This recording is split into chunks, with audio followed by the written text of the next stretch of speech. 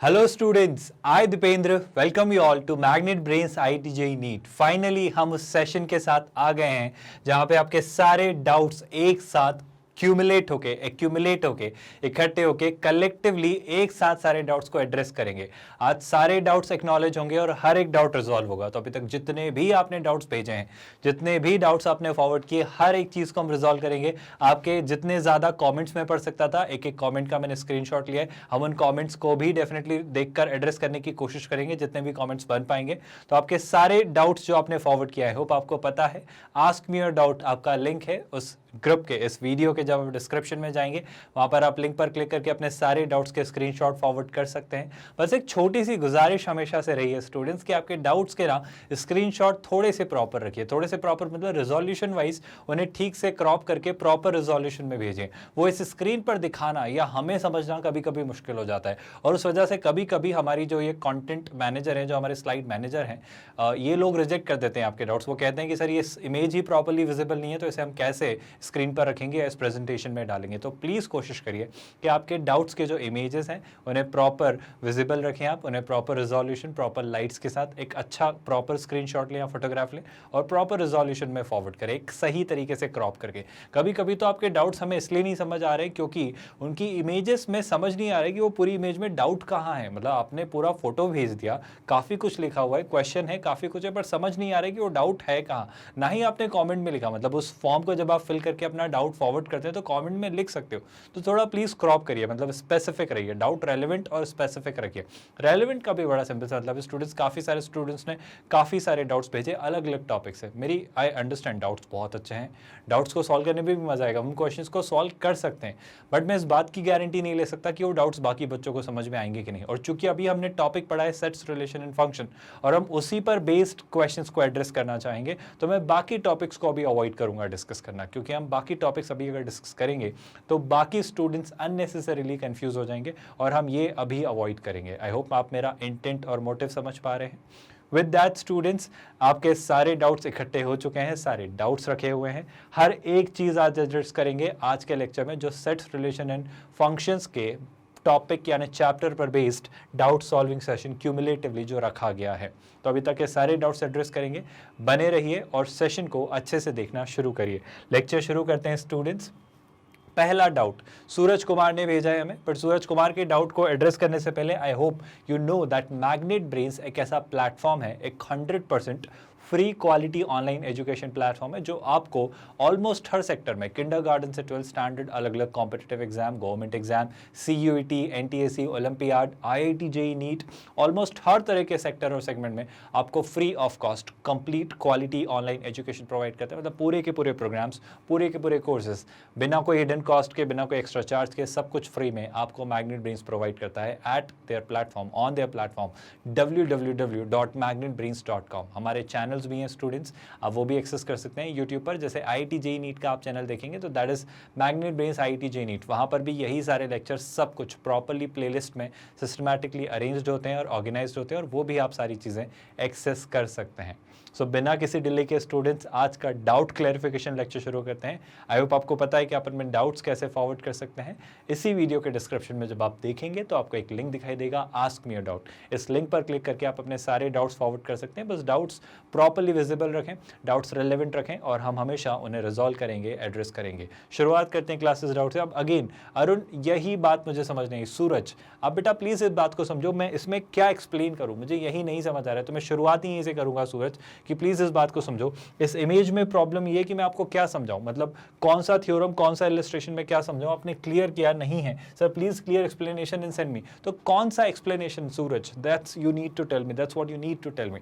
So I am simply avoiding this. To be very honest, अगर इस theory को मैं पढ़ूं तो यहाँ पे एक बात बड़ी सिंपल सी मुझे नजर आ रही है। इसका ओवरऑल मैं कहूं, अगर आप जो मुझे पूछना चाह रहे हो उसमें ये निकल के आ रहा है कि सर किसी भी नंबर, किसी भी सेट के नंबर ऑफ सबसेट्स कितने होते हैं, वो ओवरऑल उस बात का क्रक्स था। तो आप हमेशा अभी फिलहाल इसे याद रखिए, परमुटेशन एंड कॉम्बिनेशन में डिटेल में हम उसका प्रूफ भी पढ़ेंगे कि ये कैसे आता है, बट फिलहाल इसे ऐसे समझ लीजिए, कोई भी अगर आपके पास सेट है लेट्स से x और इसके अंदर लेट्स से कुछ एलिमेंट्स है ना, लेट्स से कुछ एलिमेंट्स हैं A B C, ऐसे करके कुछ एलिमेंट्स हैं, तो let's say number of elements जो सेट x में आए हैं वो कुछ है, लेट्स से उसका नंबर है n। आई होप आपको बात समझ आ रही है। तो number of number of subsets of x जो होंगे स्टूडेंट्स वो कितने होंगे 2 टू द पावर n। आप इसको ऐसे लिखते हो, वो इतनी सी बात आपसे कह रहा है, बड़ी सिंपल सी बात है। एक एग्जांपल से भी समझा देता हूं मैं आपको, जैसे वहां पे और डिटेल्ड उसका वर्जन दिया है, वहां पे प्रूफ भी दिया हुआ है, जो मैं करूंगा एक्सप्लेन आपको परमुटेशन एंड कॉम्बिनेशंस पढ़ाते वक्त, क्योंकि उसकी थ्योरी एक बहुत लंबी सी, तो अभी उस पार्ट को मैं स्किप कर रहा हूं, बट एग्जाम्पल के तौर पर बताता हूँ। जैसे एक सेट है एक्स, उसके अंदर 3 एलिमेंट है, लेट्स से 2, 5 और 7, तो कितने सबसेट्स बनेंगे वो इस पे आधारित बात है, बस छोटी सी और आसान सी। तो सर एक्स के अंदर जो टोटल एलिमेंट्स है, अगर मैं नंबर ऑफ एलिमेंट्स देखूं एक्स में, तो वो हैं 3, तो इसके जो टोटल नंबर ऑफ सबसेट्स बनेंगे वो बनेंगे 2 क्यूब यानी 8। अब ये 8 कौन कौन से सेट होंगे स्टूडेंट्स? ये सारे सबसेट्स होंगे। फॉर एग्जाम्पल या तो आप अकेला 2 ले लें सर, या फिर आप अकेला 5 ले लें सर, या फिर आप अकेला 7 ले लें, इस तरीके से ले लें सर। या फिर आप क्या ले लें सर, 2-2 सेट्स को साथ में ले लें, 2-2 एलिमेंट्स को साथ में ले लें, जैसे 2 5 ले लेते सर, या फिर आप क्या ले लेते 5 and 7 ले लेते, या फिर आप क्या ले लेते 2 and 7 ले लेते, या फिर सर आप तीनों एलिमेंट्स को ले लें। खुद सेट अपना भी तो सबसेट होता है, क्योंकि उसमें भी तो उसी के एलिमेंट्स मौजूद हैं, तो 2 5 7 पूरा ले लेते, तो ये भी तो एक सबसेट हुआ। सर इसके अलावा ये तो सर मुझे कितने दिख रहे, 3 और 3 6 और एक 7, आप तो कह रहे थे 8। सर सोच के देखो ना, कुछ भी नहीं होना भी तो किसी का सबसेट होता है, क्योंकि कुछ भी नहीं भी तो इसका एक हिस्सा है। इसमें क्या है 2 5 7 और कुछ भी नहीं, तो कुछ भी नहीं भी तो इसका एक सबसेट होगा। आई होप आप मेरी बात डाइजेस्ट कर पा रहे हो। तो बड़ी आसान सी बात है स्टूडेंट्स, किसी भी नंबर, किसी भी सेट के नंबर ऑफ सबसेट्स अगर पता करना है तो उसके एलिमेंट्स पता कर लीजिए और नंबर ऑफ एलिमेंट्स को 2 की पावर पर रेज कर दीजिए, that will give you the number of subsets. I hope subsets का कंसेप्ट आपको क्लियर है। विद दैट आगे बढ़ेंगे स्टूडेंट्स, नेक्स्ट डाउट आपका रिजॉल्व करेंगे। आयुष सिंह गौतम, अमेजिंग स्टूडेंट, आप प्लीज इस बात को समझिए कि आपके डाउट्स के फोटोग्राफ प्लीज क्लियर रखिए। देखो आपको खुद को स्क्रीन पे नहीं दिख रहा होगा, कितना ब्लर्ड सा फोटोग्राफ है, कोशिश करिए कि फोटोग्राफ्स प्रॉपर्ली विजिबल हो। आई अंडरस्टैंड, है ना। तो कह रहा है आयुष हमारा कि sir please explain the following topics once again. Okay, once again in detail I'll do it in detail my boy. So Venn diagram set representation, so sets को represent करने का Venn diagram का तरीका क्या होता है, बहुत ध्यान सुनिएगा स्टूडेंट्स। हम यूनिवर्सल सेट को हमारे इस तरीके के रेक्टेंगल से रिप्रेजेंट करते हैं, that's our universal set. For example हमारी पूरी क्लास, तो हमारी पूरी क्लास को हमने यूनिवर्सल सेट में रखा। अब मान लो मैं क्लास में कैटेगराइजेशन कर रहा हूँ कि कुछ बच्चे कह रहे हैं कि सर हमें फिजिक्स पसंद है, कुछ बच्चे कह रहे हैं सर हमें केमिस्ट्री पसंद है, और कुछ बच्चे कह रहे हैं सर हमें मैथ्स पढ़ना पसंद है। लेकिन इसमें कुछ बच्चे ऐसे भी हैं, ध्यान से सुनिएगा, ये फिजिक्स वाले बच्चे हैं, केमिस्ट्री पसंद करने वाले बच्चे हैं, और ये मैथ्स पसंद करने वाले बच्चे हैं। Definitely I hope you are realising. मैं इन पॉइंट्स को डिनोट कर देता हूँ। लेट्स से मैं इन पॉइंट्स को कह देता हूँ, लेट्स से ये जोन है ए, ये जोन है बी, ये जोन है सी, है ना। ये लेट्स से है डी, ये है ई, और ये है एफ, और ये है जी, है ना, और ये है लेट्स से एच। तो हमारी क्लास में कुछ बच्चे ऐसे हैं जिन्हें सिर्फ मैथ्स पसंद है, जिन्हें लेट्स से सिर्फ फिजिक्स पसंद है। तो ओनली फिजिक्स वाले बच्चे कौन है, जिन्हें ओनली फिजिक्स पसंद है? तो मैं ओनली फिजिक्स वाले कहूंगा ये वाले बच्चे। कौन से बच्चे? ये जो ए में रखे हुए हैं, है ना। तो ये ए के अंदर जो डेटा है, नंबर ऑफ स्टूडेंट जो ये ए हैं, ये कौन से स्टूडेंट्स हैं जिन्हें सिर्फ फिजिक्स पसंद है। अगर आपसे कोई पूछे कि सर ओनली केमिस्ट्री वाले कितने हैं, तो मैं कहूंगा सर ओनली केमिस्ट्री वाले ये स्टूडेंट्स हैं। ये वो बी जो नंबर ऑफ स्टूडेंट्स हैं, ये वो स्टूडेंट्स हैं जिन्हें सिर्फ केमिस्ट्री पसंद है। तो ऐसे स्टूडेंट्स कितने हैं स्टूडेंट्स? बी, है ना। अगर मुझसे कोई पूछता कि सिर्फ मैथ्स पसंद करने वाले, जिन्हें सिर्फ मैथ्स पढ़ना पसंद है, वो कितने बच्चे हैं? तो सर सी स्टूडेंट्स ऐसे हैं जिन्हें सिर्फ मैथ्स पढ़ना पसंद है। तो मैं क्या कहूंगा, नंबर ऑफ स्टूडेंट्स जिन्हें मैथ्स पसंद है वो है सी। अच्छा, अगर मुझसे कोई पूछे ऐसे कितने स्टूडेंट्स हैं सर जिन्हें फिजिक्स एंड केमिस्ट्री पसंद है। अब फिजिक्स एंड केमिस्ट्री का मतलब क्या होता है? Sir physics as well as chemistry. तो मैं बात कर रहा हूं आपसे फिजिक्स एंड केमिस्ट्री। अच्छा, इसको आप क्या लिख सकते हो? इसको आप लिख सकते हो फिजिक्स इंटरसेक्शन केमिस्ट्री, क्योंकि आपको याद आ रहा है स्टूडेंट्स, एंड और इंटरसेक्शन सेम बात होती है। तो वो कितने होंगे स्टूडेंट्स? अब आप सोचो फिजिक्स एंड केमिस्ट्री, तो फिजिक्स एंड केमिस्ट्री वाले कितने लोग हैं? ये डी और जी, क्योंकि डी और जी वो स्टूडेंट्स हैं जिन्हें फिजिक्स एंड केमिस्ट्री दोनों पसंद है। सर जी तो वो है जिसे मैथ्स भी पसंद है, चलेगा, मुझे कोई फर्क नहीं पड़ता आपको और कुछ पसंद है या नहीं। मैंने तो बोला है कि आपको फिजिक्स एंड केमिस्ट्री पसंद है, तो डी और जी दोनों बोलेंगे क्या हमें पसंद है। तो बिल्कुल ये डी और जी का जो सम हम करेंगे आप, वो क्या होंगे स्टूडेंट्स जिन्हें फिजिक्स एंड केमिस्ट्री दोनों पसंद है। लेकिन सर अगर आपने पूछा होता मुझे ऐसे स्टूडेंट्स बताओ जिन्हें ओनली फिजिक्स एंड केमिस्ट्री पसंद है, क्या आपको लाइन समझ आई? मतलब अब मैं इंटरेस्टेड हूँ ओनली फिजिक्स एंड केमिस्ट्री इसमें, कि उन्हें सिर्फ फिजिक्स एंड केमिस्ट्री पसंद होना चाहिए। तो अब बात समझो स्टूडेंट, जब ऐसी कोई बात करेगा तो आप क्या लेंगे? आप सिर्फ डी लेंगे। आप सिर्फ डी क्यों लोगे? क्योंकि जी नहीं ले सकते। जी बेशक फिजिक्स एंड केमिस्ट्री है, बट वो physics and chemistry and maths भी है। तो जी वाले वो स्टूडेंट्स हैं जो मैथ्स भी पसंद करते हैं। मुझे सिर्फ वो बच्चे चाहिए जिन्हें सिर्फ फिजिक्स और सिर्फ केमिस्ट्री पसंद है। तो वो कौन होंगे स्टूडेंट्स? वो सिर्फ जी होंगे। क्या आपको ये बात समझ आई स्टूडेंट्स? सिमिलरली अगर मैंने आपसे पूछा होता कि आप मुझे बताओ वो स्टूडेंट जिन्हें केमिस्ट्री और मैथ्स पसंद है, तो आप क्या कहते? जी प्लस ई। लेकिन अगर मैं आपसे पूछता वो स्टूडेंट जिन्हें सिर्फ केमिस्ट्री और मैथ्स पसंद है, तो आप कहते ई। क्या आपको ये बात समझ आ रही है स्टूडेंट्स? मैं अगर आपसे कहता कि मुझे वो स्टूडेंट्स बताओ जिन्हें फिजिक्स और मैथ्स पसंद है, तो आप क्या कहते सर? एफ प्लस जी। लेकिन अगर मैं आपसे पूछता वो स्टूडेंट जिन्हें सिर्फ फिजिक्स और मैथ्स पसंद है, तो आप कहते क्या? एफ। आई होप ये बात आपको समझ आ रही है। सिमिलरली अगर मैं आपसे पूछता ऐसे स्टूडेंट्स बताओ जिन्हें तीनों पसंद है, जो फिजिक्स केमिस्ट्री और मैथ्स तीनों करना पसंद करते हैं, तो फिजिक्स केमिस्ट्री और मैथ्स तीनों पढ़ना जो पसंद करते हैं, जैसे मैं कहूँगा physics intersection chemistry intersection maths, तो तीनों का इंटरसेक्शन मुझे कॉमन जी में दिख रहा है। ये जी वो स्टूडेंट्स हैं जिन्हें तीनों पसंद है। अच्छा सर ऐसा भी हो सकता है कि किसी को कुछ भी पसंद ना हो? बिल्कुल ऐसे भी स्टूडेंट हो सकते हैं जिन्हें कुछ भी पसंद नहीं है। तो ये भी तो है, फिजिक्स केमिस्ट्री और मैथ्स के जो बाहर रखा हुआ है, ये हमारी क्लास है पूरी। इस क्लास में कुछ बच्चे बाहर भी तो हैं जिन्हें ना फिजिक्स पसंद, ना केमिस्ट्री, ना मैथ्स। तो ऐसे बच्चे जिन्हें ना ही फिजिक्स ना ही केमिस्ट्री और ना ही मैथ्स पसंद है, वो कौन से होंगे स्टूडेंट्स? वो होंगे H.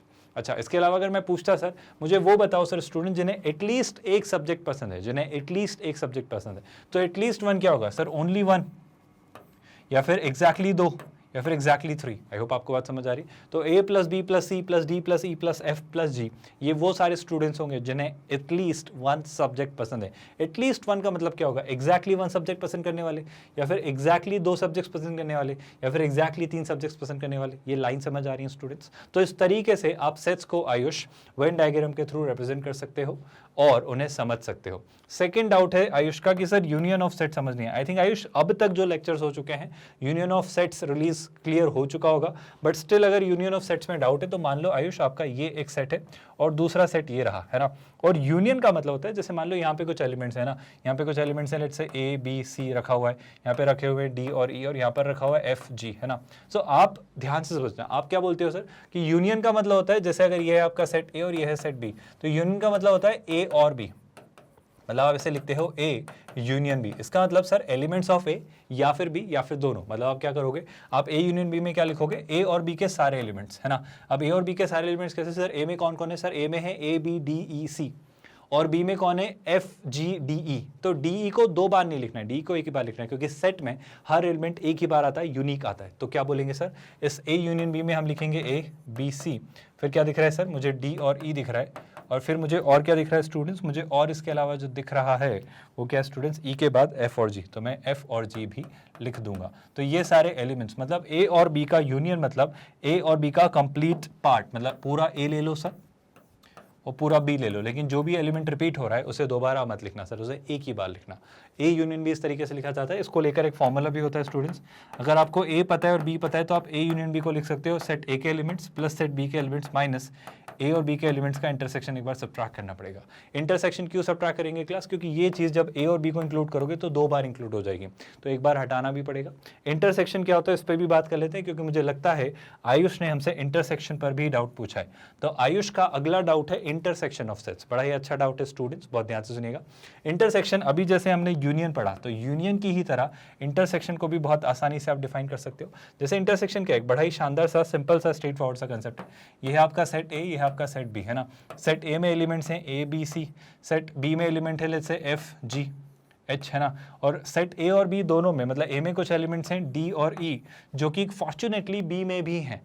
I hope you are realising my point. वैसे ही डेटा, जैसे फिजिक्स और केमिस्ट्री पसंद करने वाले कुछ ऐसे स्टूडेंट हैं जिन्हें दोनों पसंद है, कुछ को सिर्फ फिजिक्स पसंद है, कुछ को सिर्फ केमिस्ट्री पसंद है, बट कुछ बच्चे फिजिक्स एंड केमिस्ट्री दोनों पसंद करते हैं। तो अगर मुझसे कोई पूछे ए इंटरसेक्शन बी का क्या मतलब होता है, तो मैं कहूँगा सर वो स्टूडेंट जिन्हें ए और बी दोनों पसंद है, तो ये आपका ए इंटरसेक्शन बी होगा स्टूडेंट्स। और आप इसे क्या लिखेंगे? डी कॉमा ई, और वही फॉर्मूला यूनियन वाला यूज करके भी आप निकाल सकते हैं। आई होप यहाँ तक आपको चीजें समझ आई और कोई डाउट नहीं है। विद दैट स्टूडेंट्स अगले डाउट की तरफ बढ़ेंगे। अगला डाउट प्रियांशु ने पूछा है। प्रियांशु कुमार कह रहे हैं कि सर इसे डिफरेंशिएट करिए। आसान सी स्टेप है स्टूडेंट्स डिफरेंशिएशन के लिए। ऑल्दो ये चैप्टर में बहुत देखो ये इमेज बहुत अच्छी है, ये कितनी क्लियर कितनी साफ इमेज है, मुझे चीजें दिख रही हैं, है ना। एटलीस्ट मुझे तो दिखे ताकि मैं पढ़ा पाऊँ। तो डिफरेंशिएशन हमें बोला जा रहा है कि sir y is equal to, मैं इसे किसी और कलर से लिख देता हूँ ताकि आपको भी दिख जाए, अगर ये प्रॉपरली आपको नहीं दिख रहा है तो। सो मैं इसे लिखता हूँ स्टूडेंट्स, आई थिंक इस कलर से आई थिंक प्रॉपरली विजिबल होगा। तो लिखा है y is equals to 2x plus 8x to the power -2, ये आपका एक्सप्रेशन है स्टूडेंट्स। तो डिफरेंशिएशन आई होप बहुत टफ टास्क नहीं है। आप सीधी सीधी क्या करिए, आप डिफरेंशिएट करिए। पहले 2x को डिफरेंशिएट करिए, तो 2x का डिफरेंशिएशन 2 और 8x टू द पावर -2 का डिफरेंशिएशन। आई होप आपके डिफरेंशिएशन वाली प्रोसेस अब क्लियर हो चुकी है। क्या करेंगे सर? डिफरेंशिएशन डिस्ट्रीब्यूट करेंगे। तो पहले आप डिफरेंशिएशन किसका करोगे? पहले आप डिफरेंशिएशन करोगे 2x का, और फिर आप डिफरेंशिएशन करोगे 8x टू द पावर -2 का, है ना। आई होप ये बातें आपको याद है। ऑल्दो ये डिफरेंशिएशन एज अ चैप्टर हम डिटेल में पढ़ेंगे, तो अभी अगर ये नहीं भी समझ आता है तो घबराना मत, ये पूरा चैप्टर हम डिटेल में पढ़ेंगे।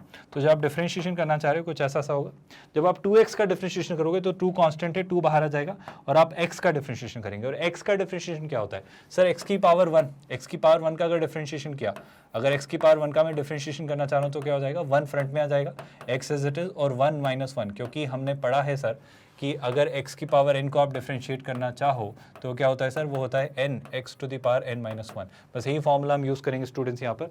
तो अगर मैं सोचूं x की पावर 1 का डिफरेंशिएशन तो कितना होगा, 1 into x to the power 1 minus 1, that's 0, यानी 1, तो ये हो जाएगा 2। प्लस यहाँ क्या दिखेगा सर, यहाँ पे भी 8 कांस्टेंट है तो 8 बाहर आ जाएगा, बचेगा कौन, x की पावर माइनस 2। अब सर अगर आप x की पावर माइनस 2 को डिफरेंशिएट करें, मैं अलग से लिख दे रहा हूँ, थोड़े टाइम बाद आप हवा में सोच सकते हो कि इसका डिफरेंशिएशन क्या होगा। बहुत ही आसान सा क्वेश्चन है स्टूडेंट्स। x की पावर माइनस 2 का डिफरेंशिएशन होगा -2 into n x to the power n minus 1, -2 minus 1 हो जाएगा -3, तो हो जाएगा -2 into x to the power -3। तो यहाँ बीच में से हम प्लस हटा के क्या लगा देंगे स्टूडेंट्स, हम लगा देंगे -2 x टू द पावर -3। तो ये जो होगा आपका स्टूडेंट्स, ये जो एक्सप्रेशन आपका निकल के आ रहा है, दिस इज योर डेरिवेटिव। ये जो आपका निकल के आया स्टूडेंट्स, ये आपका डिफरेंशिएशन है। आई होप यहाँ तक आपको चीज़ें समझ आई। ये आपका आंसर होगा। एक आसान सा, स्ट्रेट फॉरवर्ड सा, सिंपल सा क्वेश्चन था students. Okay, I hope Priyanshu आपको आपका डाउट समझ आया, आपके डाउट का सोल्यूशन समझ आया most probably. With that Ayush ने एक बहुत ही शानदार सा क्वेश्चन पूछा है। वो लिख रहा है सर इस क्वेश्चन में डाउट है, explain in detail. I will explain it in detail. Again Ayush, request है कि बेटा प्लीज़ इन क्वेश्चंस के रिजोल्यूशंस प्रॉपर रखिए, इनको प्रॉपरली भेजिए, प्रॉपर फॉर्मेट में। इन्हें देखना, पढ़ना, समझना थोड़ा मुश्किल होता है, बट फिर भी है ना, काफ़ी हद तक हम समझ सकते हैं। मैं आपके सामने क्वेश्चन लिखता हूँ स्टूडेंट्स, बहुत मज़ेदार और बहुत अच्छा क्वेश्चन, मतलब इस क्वेश्चन से आपको काफ़ी कुछ सीखने को मिलेगा। वो लिख रहा है, देखना ध्यान से, मैं काम की बात आपके सामने लिखता हूँ। वो लिख रहा है, ध्यान से सुनना, ग्रेटेस्ट इंटीजर ऑफ ए का square minus 5 times greatest integer of a plus 4 times x cube, है ना। फिर क्या लिखा हुआ है स्टूडेंट्स, फिर लिखा है -6 टाइम्स, -6 टाइम्स 6 अंदर है या बाहर, 6 अंदर की तरफ है तो ब्रैकेट बाहर आएगा, इसको हम ऐसे लिख देते हैं। सो ये होगा स्टूडेंट्स कितना, 6 times fraction part of a का स्क्वायर, आई बिलीव ऐसा ही कुछ है। और फिर लिखा है -5 times of fraction part of x. बहुत ही अच्छा क्वेश्चन है और इससे आपको बहुत कुछ समझ आएगा। और ऐसे क्वेश्चन जेईई मेंस और एडवांस में आते हैं स्टूडेंट्स। एडवांस में तो नहीं, पर हाँ मेंस में तो ये क्वेश्चन आ सकता है, और एडवांस में भी इसको कहीं ना कहीं किसी ना किसी तरीके से यूज़ किया जा सकता है ना। माइनस लिखा है 10x into signum of x। I hope आपको ये सारी बातें याद हैं। ये बहुत ही अच्छा क्वेश्चन है क्लास, इससे आपको बहुत कुछ सीखने को मिलेगा, है ना। इज एन इवन फंक्शन, ठीक है सर, ये आपका एक फंक्शन है, घबराना मत, बस सोच के डरना मत। आसान सा क्वेश्चन है क्लास, बहुत डिफिकल्ट नहीं है, बस क्वेश्चंस लगते टफ हैं, वो होते आसान ही अगर आप उन्हें ठीक से सोच पाएं। वो कह रहा है ये जो फंक्शन है, for all x belongs to all the real numbers this is an even function. तो वो कह रहा है एफ ऑफ एक्स जो है सर वो एक इवन फंक्शन है। आई होप आपको ये सारी बातें याद हैं। अगर मुझसे कोई कहे एफ ऑफ एक्स एक इवन फंक्शन है for all x belonging to R, तो अगर इसके बीच, अच्छा उसने 2 बातें और कह दी, उसने ये कह दिया है कि ये जो है आपका, ये आपका ग्रेटेस्ट इंटीजर फंक्शन है स्टूडेंट्स। आई होप ये जब तक ना दिया जाए हम तक नहीं सोच सकते। और सिमिलरली ये वाला जो ब्रैकेट है आपका फ्रैक्शन पार्ट फंक्शन को रिप्रेजेंट करता है। तो इस तरीके से उसने क्वेश्चन में चीज़ें दी हैं। अब आप एक बात समझो स्टूडेंट्स, मेरा जो कहना है वो समझना। वो आपसे क्या पूछ रहे हैं उस बारे में बात करेंगे, पर मैं जो आपसे कह रहा हूँ वो सुनिएगा। पहली बात तो सर, जैसे ही मुझसे कोई कहे एफ ऑफ एक्स एक इवन फंक्शन होता है, तो एक तरीका इस क्वेश्चन को सॉल्व करने का कि सर हमें पता है अगर एफ ऑफ माइनस एक्स निकालें तो एफ ऑफ एक्स के इक्वल आएगा, क्योंकि इवन फंक्शन इस प्रॉपर्टी को होल्ड करते हैं, इस प्रॉपर्टी को ट्रू रखते हैं। तो इस तरीके से आप इस क्वेश्चन का आंसर निकाल सकते हैं। एक तरीका है, आप सारी एक्स की जगह -x रख दीजिए, एक एक्सप्रेशन बन जाएगा, और उसको इस एफ ऑफ एक्स के इक्वल रख दीजिए, बहुत सारी चीज़ें कैंसिल हो जाएंगी, आपका आंसर आ जाएगा। बट अपार्ट फ्रॉम दैट एक और तरीका, जो सोचने का नया तरीका मैं बताता हूँ, वो ये स्टूडेंट्स समझो बात को कि सर एक्स क्यूब क्या है। सर एक्स क्यूब एक ऑड फंक्शन है ना। सर एक्स क्या है, एक्स भी एक ऑड फंक्शन है, बहुत ध्यान से सुनना। और सर यहाँ पे 10x एक ऑड फंक्शन है ना। और सिग्नम ऑफ एक्स भी एक ऑड फंक्शन होता है। अगर आप इसके ग्राफ को याद करें, याद करो स्टूडेंट्स, मैं सारे ग्राफ अगर आपको याद दिलाऊं तो ये आपका एक्स क्यूब का ग्राफ होता है, याद करो, है ना। तो एक्स क्यूब आपका एक ऑड फंक्शन होता है ना। x, फिर उसके बाद क्या दिया है, मेरे ख्याल से x दिया हुआ है, तो x भी एक ऑड फंक्शन होता है, क्योंकि स्ट्रेट लाइन है। सब ओरिजिन के रिस्पेक्ट में हमारे सिमेट्रिकल है। देखो आप ओरिजिन के रिस्पेक्ट में जैसा इधर गया है वैसे ही ऊपर जा रहा है, ओरिजिन के रिस्पेक्ट में जैसा इधर जा रहा है वैसे ही ऊपर जा रहा है। सिमिलरली अगर आप 2 ग्राफ और देख लें स्टूडेंट्स, कौन से, 10x याद है ना स्टूडेंट्स, 10x सेम चीज़ बार बार रिपीट होती है, यही चीज़ बार बार रिपीट होती चली जाती है, ऐसा ही फंक्शन बार बार बनता चला जाता है। तो 10x भी ओरिजिन के रिस्पेक्ट में सिमेट्रिकल है। और सिग्नम फंक्शन का अगर आप ग्राफ देखें तो ये कुछ ऐसा सा बनता चला जाता है। याद करो स्टूडेंट्स, ये सिग्नम फंक्शन फंक्शन है, ये भी ओरिजिन के रिस्पेक्ट में सिमेट्रिकल है, मतलब ये सारे फंक्शंस ऑड फंक्शंस हैं। अब मैं इसमें ये कहना चाह रहा हूँ स्टूडेंट्स, बड़ी सिंपल सी बात, प्लीज इस बात को ध्यान से सुनिए। मुझे कह रहा है कोई एफ ऑफ एक्स एक इवन फंक्शन है, क्या आपको याद है ऑड इंटू ऑड एक इवन फंक्शन होता है? तो ये वाला जो फंक्शन होगा स्टूडेंट्स आपका, ये जो फंक्शन होगा ये कैसा फंक्शन होगा सर? ये तो डेफिनेटली एक इवन फंक्शन बन गया, क्योंकि ऑड इंटू ऑड क्या होता है? एक इवन फंक्शन। आई होप ये प्रॉपर्टी याद है आपको, हमने एक टेबल पढ़ी थी, समथिंग ऑड इंटू ऑड, इसको ऐसे ट्रीट कर लो, नेगेटिव इंटू नेगेटिव क्या हो जाता है? पॉजिटिव। तो ऑड इंटू ऑड क्या हो जाएगा? एक इवन फंक्शन। याद रखिएगा स्टूडेंट्स, ये बात हमने टेबल के थ्रू पढ़ी थी। अगर ये एक इवन फंक्शन है, बट सर ये एक ऑड है और ये एक ऑड है, और याद है ऑड प्लस इवन एक ऑड फंक्शन ही होगा। याद आ रहा है स्टूडेंट्स? मैं फिर से रिपीट करता हूँ, हमने एक बड़ी सिंपल सी बात पढ़ रखी है, अगर मैं किसी ऑड फंक्शन को एक ऑड फंक्शन और एक इवन फंक्शन के साथ ऐड या सब्ट्रैक्ट करूं, तो सर इस इवन ने तो इवन बना के रखा है इस फंक्शन को, लेकिन ऑड प्लस ऑड इवन नहीं होता है। ऑड प्लस ऑड ऑड ही होता है, और odd plus even will again stay even odd. I repeat my statement, odd plus odd क्या होगा स्टूडेंट्स? ऑड ही होगा, और इवन के साथ ऐड करने से वो फंक्शन इवन नहीं बन जाएगा, वो अभी भी ऑड ही बना रहेगा। आपको बात समझ आई? तो प्रॉब्लम क्या है सर? प्रॉब्लम ये है कि आपके पास ये जो दो एक्सप्रेशंस हैं, कौन से दो एक्सप्रेशंस दिए गए हैं सर? ये जो दो एक्सप्रेशंस आप जिनसे डील कर रहे हो वो आपके जो फंक्शंस हैं, मतलब कौन कौन से स्टूडेंट्स? एक तो सर ये वाला आपका एक्सप्रेशन, ये वाला जो एक्सप्रेशन है, और एक सर ये वाला एक्सप्रेशन, ये दोनों फंक्शंस आपके इवन नहीं हैं, ये दोनों फंक्शंस ऑड हैं। और अगर दोनों फंक्शंस ऑड हैं तो इनकी वजह से पूरा फंक्शन ऑड ही बना रहेगा। तो इससे अगर आपको इवन बनाना है तो इस वाले पार्ट को इसमें से हटाना पड़ेगा, और इसको हटाने का एक ही तरीका है, एक्स क्यूब और एक्स से तो आप कुछ कर नहीं सकते, तो एक्स क्यूब का जो कोफिशिएंट है उसको 0 होना पड़ेगा, और एक्स का जो कोफिशिएंट है उसको 0 होना पड़ेगा। आई होप आयुष आप समझ पा रहे हो मैं जो कहना चाह रहा हूँ। मैं बड़ी आसान सी बात कहना चाह रहा हूँ स्टूडेंट्स, कि ये जो एक्सप्रेशन है, इस एक्सप्रेशन में ये एक इवन फंक्शन है, एक ऑड फंक्शन है, और ये एक ऑड फंक्शन है। तो ऑड प्लस इवन एक ऑड फंक्शन होता है, बट मैं ये कहना चाह रहा हूँ कि अगर मुझे इसे इवन बना के रखना है तो मुझे इस वाले पार्ट में इवन दिख रहा है, ऑड इंटू ऑड इवन, लेकिन इससे भी अगर इवन बनाना है तो कोई और तरीका नहीं दिख रहा है, बजाय इसके कि मैं इसे भी 0 कर दूं और इसे भी 0 कर दूं। तो 0 into anything will keep it 0, and 0 plus even will make it an even function. यही चीज आप तब भी पाते, मतलब ये जो कंक्लूड कर रहा हूं ना मैं, कि ये पार्ट और ये पार्ट 0, यही पार्ट आप वैसे भी पाते। कैसे? अगर आप f ऑफ x को f ऑफ माइनस एक्स के इक्वल रख देते हैं, तब भी आपको ये और ये 0 बनते हुए दिख रहे होते हैं, और तब भी आप ये कर रहे होते हैं। तो इस क्वेश्चन का सोल्यूशन क्या होगा स्टूडेंट्स? कि x क्यूब और x का कोफिशिएंट 0 होना चाहिए। तो x क्यूब का कोफिशिएंट क्या है सर? x क्यूब का कोफिशिएंट है a square minus 5 times, I hope, greatest integer of a का square minus 5 times of greatest integer of a plus 4, है ना?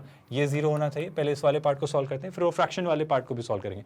फिर वो ये पूछ रहा है क्वेश्चन में कि सर इसमें जो भी ए की पॉसिबल वैल्यूज हैं, जितनी भी ए की पॉसिबल वैल्यूज के लिए ट्रू है, मतलब एफ ऑफ एक्स जितनी भी ए की पॉसिबल वैल्यूज के लिए एक ऑड एक इवन फंक्शन है। I repeat, F of x उन ए की जिन सारी वैल्यूज के लिए एक इवन फंक्शन है, उन सारी वैल्यूज ऑफ ए का सम पूछ रहा है, then sum of all the positive values of a. तो ए की उन सारी पॉजिटिव वैल्यूज का सम वो पूछ रहा है। सर निकाल लेंगे, हम सारी चीजें कर लेंगे। पहले तो मुझे एक्स क्यूब और एक्स का अब कोफिशिएंट 0 बनाने दीजिए। पहले मैं एक्स क्यूब का कोफिशिएंट 0 बना रहा हूं, तो एक्स क्यूब का एक कोफिशिएंट है 0 बना दें। आई होप आपको क्वाड्रेटिक बनती हुई दिख रही है ग्रेटेस्ट इंटीजर ऑफ ए में।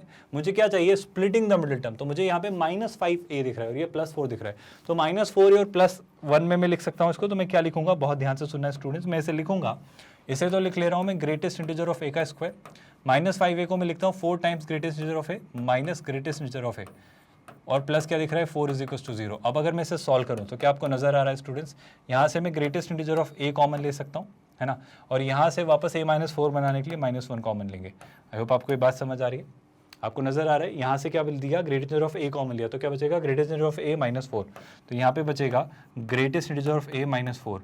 और अगर मुझे ये फैक्टर यहाँ भी चाहिए था तो -1 कॉमन लेंगे, तो ये एक दूसरा फैक्टर बनेगा ग्रेटेस्ट इंटीजर ऑफ ए -1। और अगर ये 0 के इक्वल है तो यहाँ से 2 कंक्लूजन्स निकाल के आ रहे हैं सर।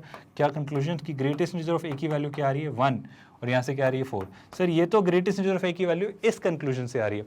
सर एक और कंक्लूजन आपके पास है, क्या कंक्लूजन है सर? कि सर एक्स का कोफिशिएंट भी तो 0 होना चाहिए, और एक्स का कोफिशिएंट क्या है सर? सर एक्स का कोफिशिएंट अगर ध्यान से देखें तो एक्स का कोफिशिएंट है 6 times fraction part of x का स्क्वायर, ए का square, minus 5 times fraction function of a +1। ये सर एक्स का कोफिशिएंट है, इसको भी 0 होना पड़ेगा। और अगर ये 0 है तो क्या करना पड़ेगा सर? ध्यान से देखो, again splitting the middle term, 1 × 6, +6 चाहिए एज अ प्रोडक्ट और -5 चाहिए as a some. I think क्या करना चाहिए? आई वुड से +6 चाहिए as a product and -5। I think -3 और -2 बात बना देंगे। तो इसको ऐसे सोचते हैं सर, बहुत ध्यान से सुनिएगा, मैं यहाँ पे लिख लेता हूँ -2 times fraction part of a, -3 times fraction part of a, +1 तो इधर लिखा हुआ है, यहाँ पे क्या लिखा हुआ है 6 times fraction part of a का स्क्वायर। आई होप आपको दिख रहा है जो मैं कहना चाह रहा हूँ। मैं यहाँ से 2 times fraction part of A common ले सकता हूँ, है ना। तो 2 times fraction part of A common लेंगे और कुछ ना कुछ बचेगा। और जो दूसरा फैक्टर बनेगा स्टूडेंट्स, दूसरा फैक्टर क्या बनेगा, जैसे ही 2 times fraction part of A common लिया तो ये क्या बचेगा स्टूडेंट्स, ये बचेगा 3 times fraction part of a, और ये क्या बचेगा -1, है ना। सेम बात यहाँ पे भी अगर मुझे चाहिए क्या, मुझे भी यहाँ पे भी चाहिए क्या 3 टाइम्स a -1, तो मैं यहाँ से -1 कॉमन लूंगा तो हो जाएगा -1, है ना। और जब इसे भी 0 के इक्वल रखा, आई होप हमें इसे भी 0 के इक्वल रखना था, तो जब इसे 0 के इक्वल रखेंगे तो फ्रैक्शन पार्ट ऑफ a की क्या वैल्यू आएगी sir, fraction part of a की जो 2 वैल्यू मिलेगी वो क्या मिलेगी, यहाँ से मिलेगी 1/2 और यहाँ से क्या मिलेगी सर, यहाँ से मिलेगी 1/3। आई होप ये बात आपको डाइजेस्ट हो रही है। तो बहुत ध्यान से सुनना स्टूडेंट्स, हमें एक बड़ी खास और बड़ी ज़रूरी सी बात पता है कि सर कोई भी नंबर, दुनिया का कोई भी नंबर, उसके ग्रेटेस्ट इंटीजर और उसके फ्रैक्शन पार्ट के सम में लिखा जा सकता है। तो ग्रेटेस्ट इंटीजर की वैल्यू क्या आ रही है सर, ग्रेटेस्ट इंटीजर की वैल्यू है 1 in 4, है ना। तो ग्रेटेस्ट इंटीजर की वैल्यू है 1 in 4, तो एक बार ए की वैल्यू ले लेंगे 1, एक बार ले लेंगे 4। Sir fraction part of x की वैल्यू क्या है, फ्रैक्शन पार्ट ऑफ ए की वैल्यू है 1/2 एंड 1/3, तो इसकी 1/2 और 1/3 वैल्यू ट्राई कर लेंगे। तो 1 के साथ 1/2 ट्राई कर लेंगे एक बार 1 के साथ 1/3 ट्राई कर लेंगे। सिमिलरली 4 के साथ भी 1/2 ट्राई कर लेंगे और 4 के साथ भी 1/3 ट्राई कर लेंगे। क्या आपको ये बात समझ आई? मैंने ये ए क्रिएट करने की कोशिश की। तो greatest integer of a plus fraction part of a एक combination, greatest integer of a fraction part of a दूसरा वाला कॉम्बिनेशन, ऐसे ही 4 के साथ भी वही दोनों कॉम्बिनेशन। तो ये सारी वैल्यूज हैं, ये पॉसिबल वैल्यूज हैं ए की। सर अगर आपने ए की इन चारों में से कोई भी वैल्यू रखी, आपका फंक्शन डेफिनेटली एक कैसा इवन फंक्शन बनेगा, क्योंकि एक्स क्यूब और एक्स के कोफिशिएंट ए की इन वैल्यूज के लिए 0 हो जाएंगे। मैं आपको एक छोटी सी बात समझाना चाह रहा हूँ कि वो पूछा था इन सबका सम क्या होगा। आई होप आयुष यहाँ तक आपको चीज़ें समझ आ रही है और यहाँ तक कोई डाउट नहीं है। तो पूछ रहा है ए की उन सारी वैल्यूज का सम, तो ये ए की वो सारी वैल्यूज हैं और अगर मैंने इनका सम करने की कोशिश की तो इनका सम कितना आने वाला है स्टूडेंट्स, जल्दी से देखो। 1 + 1 + 4 + 4 ये कितना हो जाएगा, 4 + 4 8, 8 + 1 9 एंड 9 + 1 10, है ना। तो इन सबका जब मैंने सम किया है ना, if I sum all the values of a की जितनी भी वैल्यूज उनका अगर सम किया तो वो कितना आ रहा है स्टूडेंट्स, बहुत ध्यान से सुनिएगा। वो जो सम आएगा वो सम होगा सर कितना, 4 + 4 8, 8 + 1 + 9 + 10, है ना। तो ये तो हो जा रहा है 10, 10 प्लस, ध्यान से सुनना स्टूडेंट्स, ये कितना हो रहा है, ये 1/2 + 1/2, ये कितना हो जाएगा 1/2 + 1/2, एक और 1 प्लस 1/3 + 1/3, ये कितना हो जाएगा 2/3। आई होप ऐसे आप सम कर सकते हो। तो 10 + 1 कितना हो जा रहा है 11 + 2/3, एंड आई होप ये काम आसान है क्योंकि 3 × 11 कितना होता है 33, 33 + 2 कितना होता है 35, तो हो जाएगा 35/3। तो ए की सारी पॉसिबल वैल्यूज जिनको रखने पर इस फंक्शन की जो इस फंक्शन का जो टाइप होगा वो होगा एक इवन फंक्शन, उन सारी पॉसिबल वैल्यूज ऑफ ए का सम होगा 35/3 एंड दैट्स योर आंसर। एक अच्छा क्वेश्चन था आयुष, अच्छी बेहतरीन सी कंसेप्ट यूज हुआ, इवन फंक्शन और क्वाड्रेटिक और ये सारे कंसेप्ट एक साथ यूज हो गए और अब बहुत सारी चीज़ें सोच पाए। आई होप आपने सारी चीज़ें क्लियर की, यहाँ तक आपको कोई डाउट नहीं है। एक बार इस पार्ट को जरा देखकर और समझ लीजिए, अगर कोई क्वेरी हो विद दैट हम आगे बढ़ेंगे। एक बार जल्दी से इस पार्ट को देख के समझ लीजिए स्टूडेंट्स, इसके बाद आगे बढ़े और अगला क्वेश्चन देखिए। आई होप आयुष आपका ये पूरा डाउट क्लियर हुआ, इसमें कोई कंफ्यूजन कोई क्वेरी नहीं है। आई होप ये सारी चीज़ें आपको समझ आई। आयुष का एक और डाउट है, आयुष यही मैं बात कहना चाह रहा हूँ, I would definitely love to explain it in detail, but problem ये बेटा क्योंकि ये लिमिट का एक क्वेश्चन है, मैं आपको समझा दूंगा बट बाकी सारे बच्चे कंफ्यूज हो जाएंगे क्योंकि अब ये टॉपिक हमने नहीं पढ़ा है। तो प्लीज़ कोशिश करिए कि अभी वही टॉपिक्स फॉरवर्ड करिए जो हमने पढ़ लिए हैं, पढ़ चुके हैं या पढ़ रहे हैं, प्लीज़ उसके अलावा अभी अवॉइड करिए। ग्रेजुअली हाँ बहुत सारे टॉपिक्स हम पढ़ लेंगे और फिर आप सारे डाउट्स भेजिए, है ना, बट इस डाउट को अभी अवॉइड करिए क्योंकि ये लिमिट्स पर एक बेस्ड क्वेश्चन है जो कि हम कैलकुलस में पढ़ेंगे और बहुत जल्दी हम इसे पढ़ लेंगे, तो चिंता मत करो। वैभव ने एक अच्छा डाउट भेजा है, वैभव ने हमें हिंदी में एक डाउट पूछा। देखो ये एक अच्छी बात है, इसने भले ही मुझे थोड़ा एक बड़ा स्क्रीनशॉट दे दिया जिसमें 2 क्वेश्चंस हैं, बट वैभव ने सबसे अच्छा काम ये किया कि उसने बोल दिया कि सर क्वेश्चन नंबर 8 आप एक्सप्लेन करो। तो अब जब वो फॉर्म फिल करते हो तो कमेंट में आपको दिखता है तो आप वहाँ लिख सकते हो, है ना। क्वेश्चन नंबर 8 बड़ा मजेदार सा क्वेश्चन है क्लास में, देखो इसको कैसे सॉल्व करूंगा। वो कह रहा है 100 विद्यार्थियों ने, बड़ी हिंदी में क्वेश्चन है स्टूडेंट्स, मजा आता है। एक सर्वेक्षण, तो एक सर्वे हुआ था, मैं विद्यार्थियों को दूध, कॉफ़ी तरह चाय, मतलब वही हमारा मिल्क, कॉफ़ी एंड टी की वरीयता का निरीक्षण किया, जिसके अनुसार वरीयता मज़ेदार शब्द हैं स्टूडेंट्स, अनुसार 10 विद्यार्थियों ने, बेटा फिर भी देखो ये वाला पार्ट ना हट रहा है, अब मुझे नंबर नहीं दिख रहा है। मैं कोशिश करता हूँ, देखो मैं वेन डायग्राम बनाने की, फिर हम कोशिश करते हैं उसको समझने की, बट प्रॉब्लम आएगी। प्रॉब्लम इसलिए आएगी क्योंकि बेटा आपने फिर से एक गड़बड़ करी, वैभव आपने ये स्क्रीनशॉट में ना ये वाला पार्ट मिसिंग है, मुझे यहाँ पे नंबर्स नहीं दिख रहा है, इधर कुछ नंबर्स हैं जो ये बुक के एंड में फोल्ड नहीं हो पाए। तो आप प्लीज़ कोशिश करिए ऑल द स्टूडेंट्स की स्क्रीनशॉट प्रॉपर्ली भेजें। मैं कोशिश करता हूँ, देखते हैं बात बनती है नहीं हो पाएगा तो छोड़ देंगे, बट मैं कोशिश करता हूँ क्योंकि यहाँ पे डेटा मिसिंग है, मेरे लिए डेटा इनसफिशिएंट है ना, क्वेश्चन किया जा सकता है पर मुझे वो डेटा नहीं दिख रहा है, तो मैं क्वेश्चन को वेन डायग्राम के थ्रू बनाने की कोशिश करता हूँ। अब देखो तुम्हें वेन डायग्राम और समझ आएगा। जिस भी स्टूडेंट का डाउट था ना सर वेन डायग्राम से कैसे करते हो, तो ध्यान से सुना। ये आपका वेन डायग्राम है, इसमें आपके पास 3 चीज़ें, कौन कौन सी 3 चीज़ें हैं सर? आपके पास 3 तरह की वो प्रोडक्ट्स हैं जो वो कंज्यूम कर रहे हैं, I think milk, T and coffee. तो लेट्स से मिल्क है ना, ऐसा ही लेट्स से ये होगा, लेट्स से टी है ना, आई एम रियली सॉरी। और अगर मैं इस टी को थोड़ा और ठीक से रख दूँ तो ये आपकी टी रखा गई है ना, इस टी को रखा और फिर आपके पास क्या चाहिए, आपको कॉफ़ी है ना, तो ये हो जाएगी आपकी कॉफ़ी।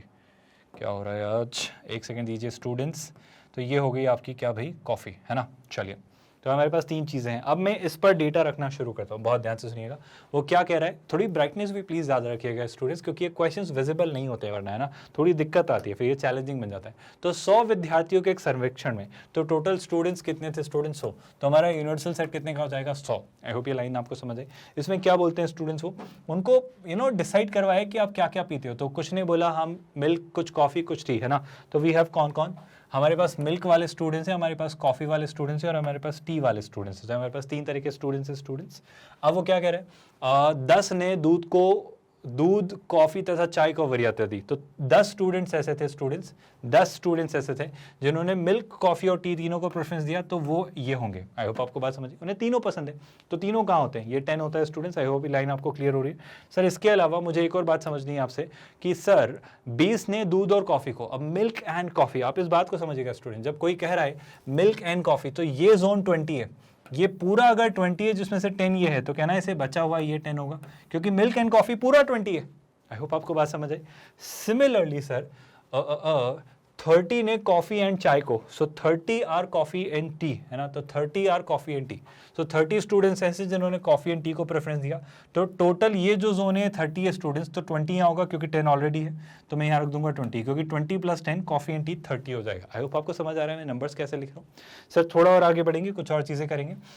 इसके अलावा क्या कह रहे हैं सर, 25 ने मिल्क एंड टी है ना, तो 25 are for milk and T.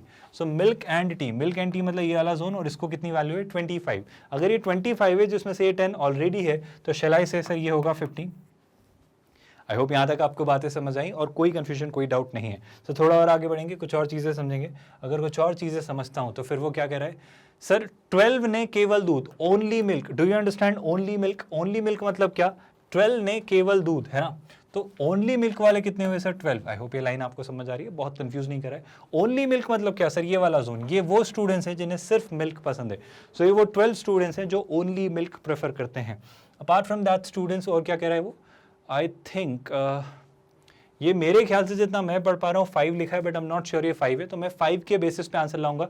हो सकता है तुम्हारे अकॉर्डिंग आंसर कुछ और आ रहा हो, देख लेंगे जो भी होगा, बट मुझे क्वेश्चन ठीक से नहीं दिख रहा है बेटा, इसलिए मैं कह रहा हूँ वैभव कि आप प्लीज़ इनके स्क्रीनशॉट जो भी फोटोग्राफ लेते हो प्रॉपर्ली खींचा करो, वो डेटा मिसिंग है मेरे लिए। तो मुझे जितना देख पा रहा हूँ मुझे 5 लग रहा है, हो सकता है कुछ और भी हो, क्योंकि वो 7 भी हो सकता है, 3 भी हो सकता है, या 8 तो नहीं, कुछ तो है वो, बट मुझे जितना समझ आ रहा है वो मैं 5 मान लेता हूँ। तो 5 ने केवल कॉफ़ी को, सो ओनली कॉफ़ी वाले कितने हैं स्टूडेंट्स, ओनली कॉफ़ी वाले 5 लोग हैं। आई होप आपको बात समझ आई। तो ये जो जोन है स्टूडेंट्स, ये किसका होगा, ओनली कॉफ़ी का होगा। और उसी के आधार पे एक और बात कह रहा है वो, 8 ने केवल चाय को, सो 8 स्टूडेंट्स ऐसे हैं जिन्होंने ओनली टी प्रेफर की, तो 8 स्टूडेंट्स ऐसे हैं जिन्होंने ओनली टी प्रेफर की। आई होप आपके सामने सारा डेटा है स्टूडेंट्स। बस अभी थोड़ी देर पहले मैंने आपको सेट्स का रिप्रेजेंटेशन किया था और उसी बेसिस पे हमने इसको वर्कआउट किया है। अब वो क्या पूछ रहा है, क्वेश्चन पढ़िएगा, है ना। वेन डायग्राम का यूज करते हुए फिगर आउट करिए कि कितने स्टूडेंट्स ऐसे हैं जो कोई भी ड्रिंक नहीं लेता है, वो ना मिल्क लेता है, ना कॉफ़ी लेता है, ना टी लेता है। तो ऐसे कितने स्टूडेंट्स हैं जो कुछ भी नहीं लेते हैं।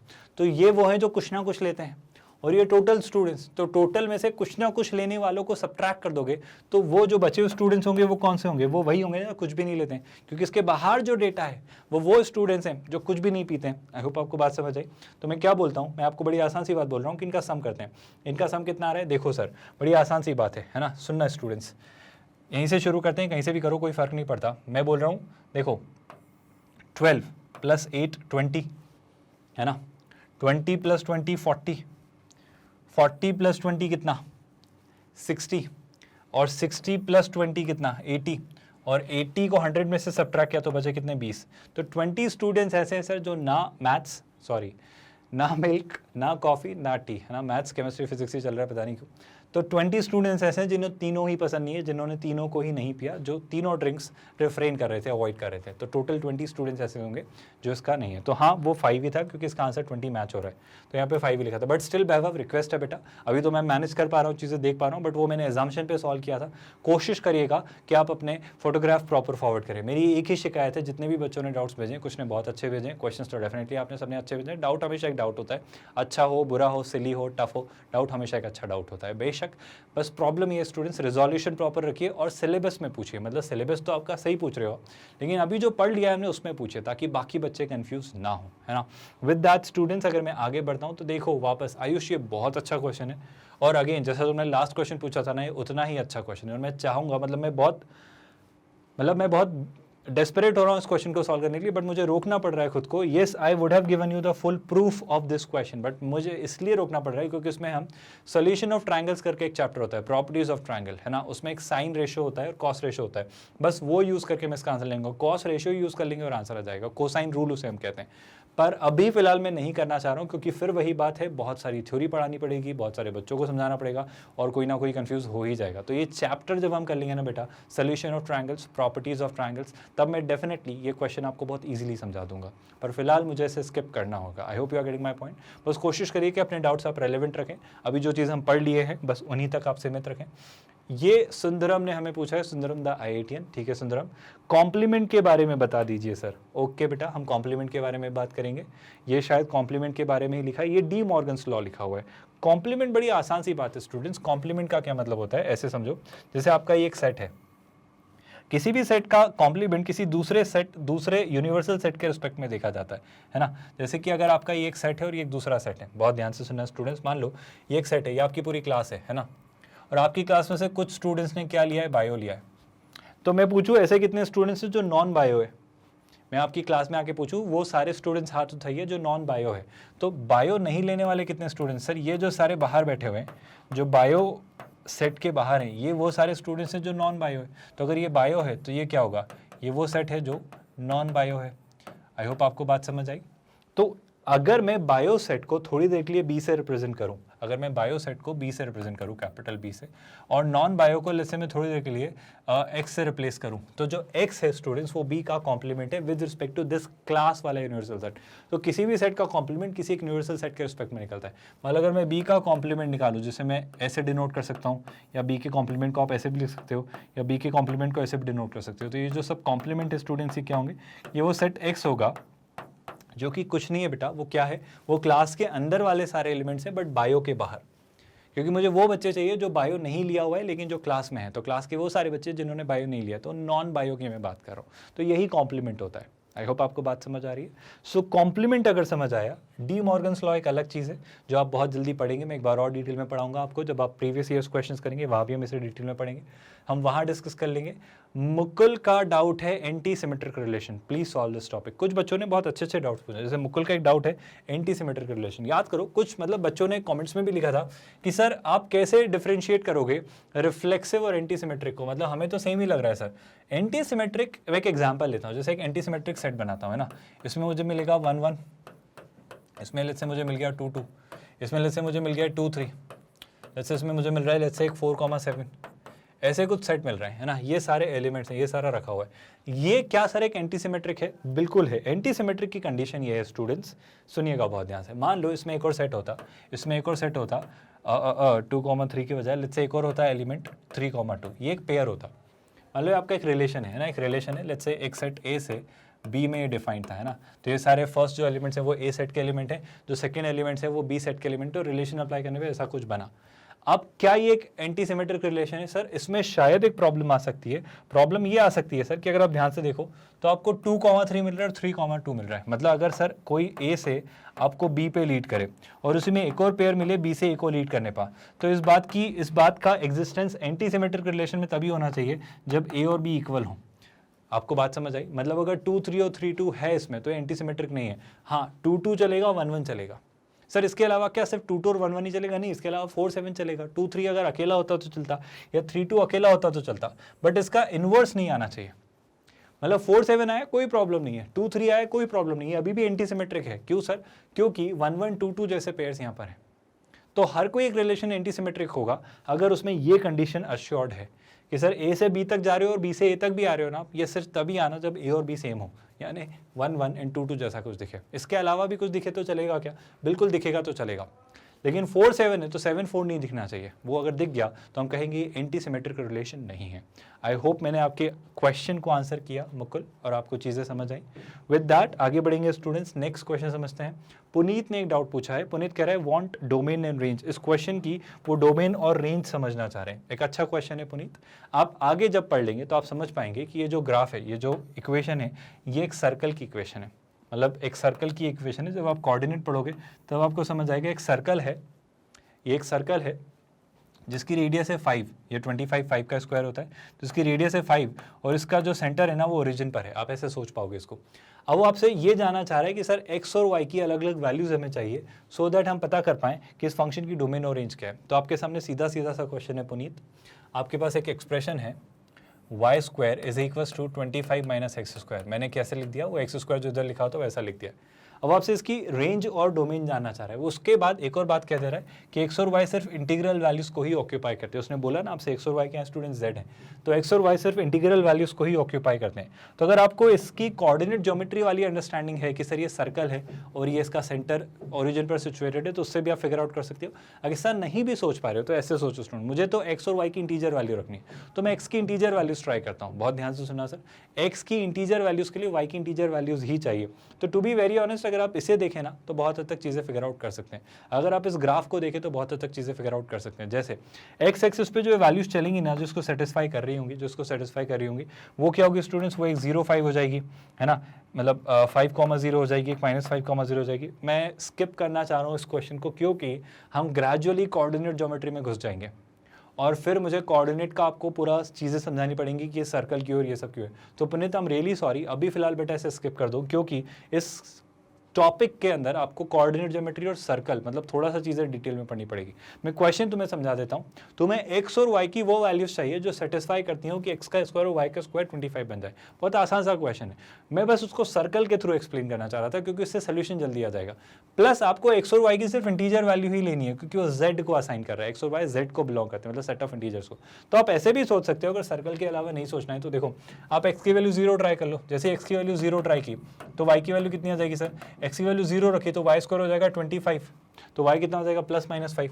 तो एक तो ये पेयर हो जाएगा।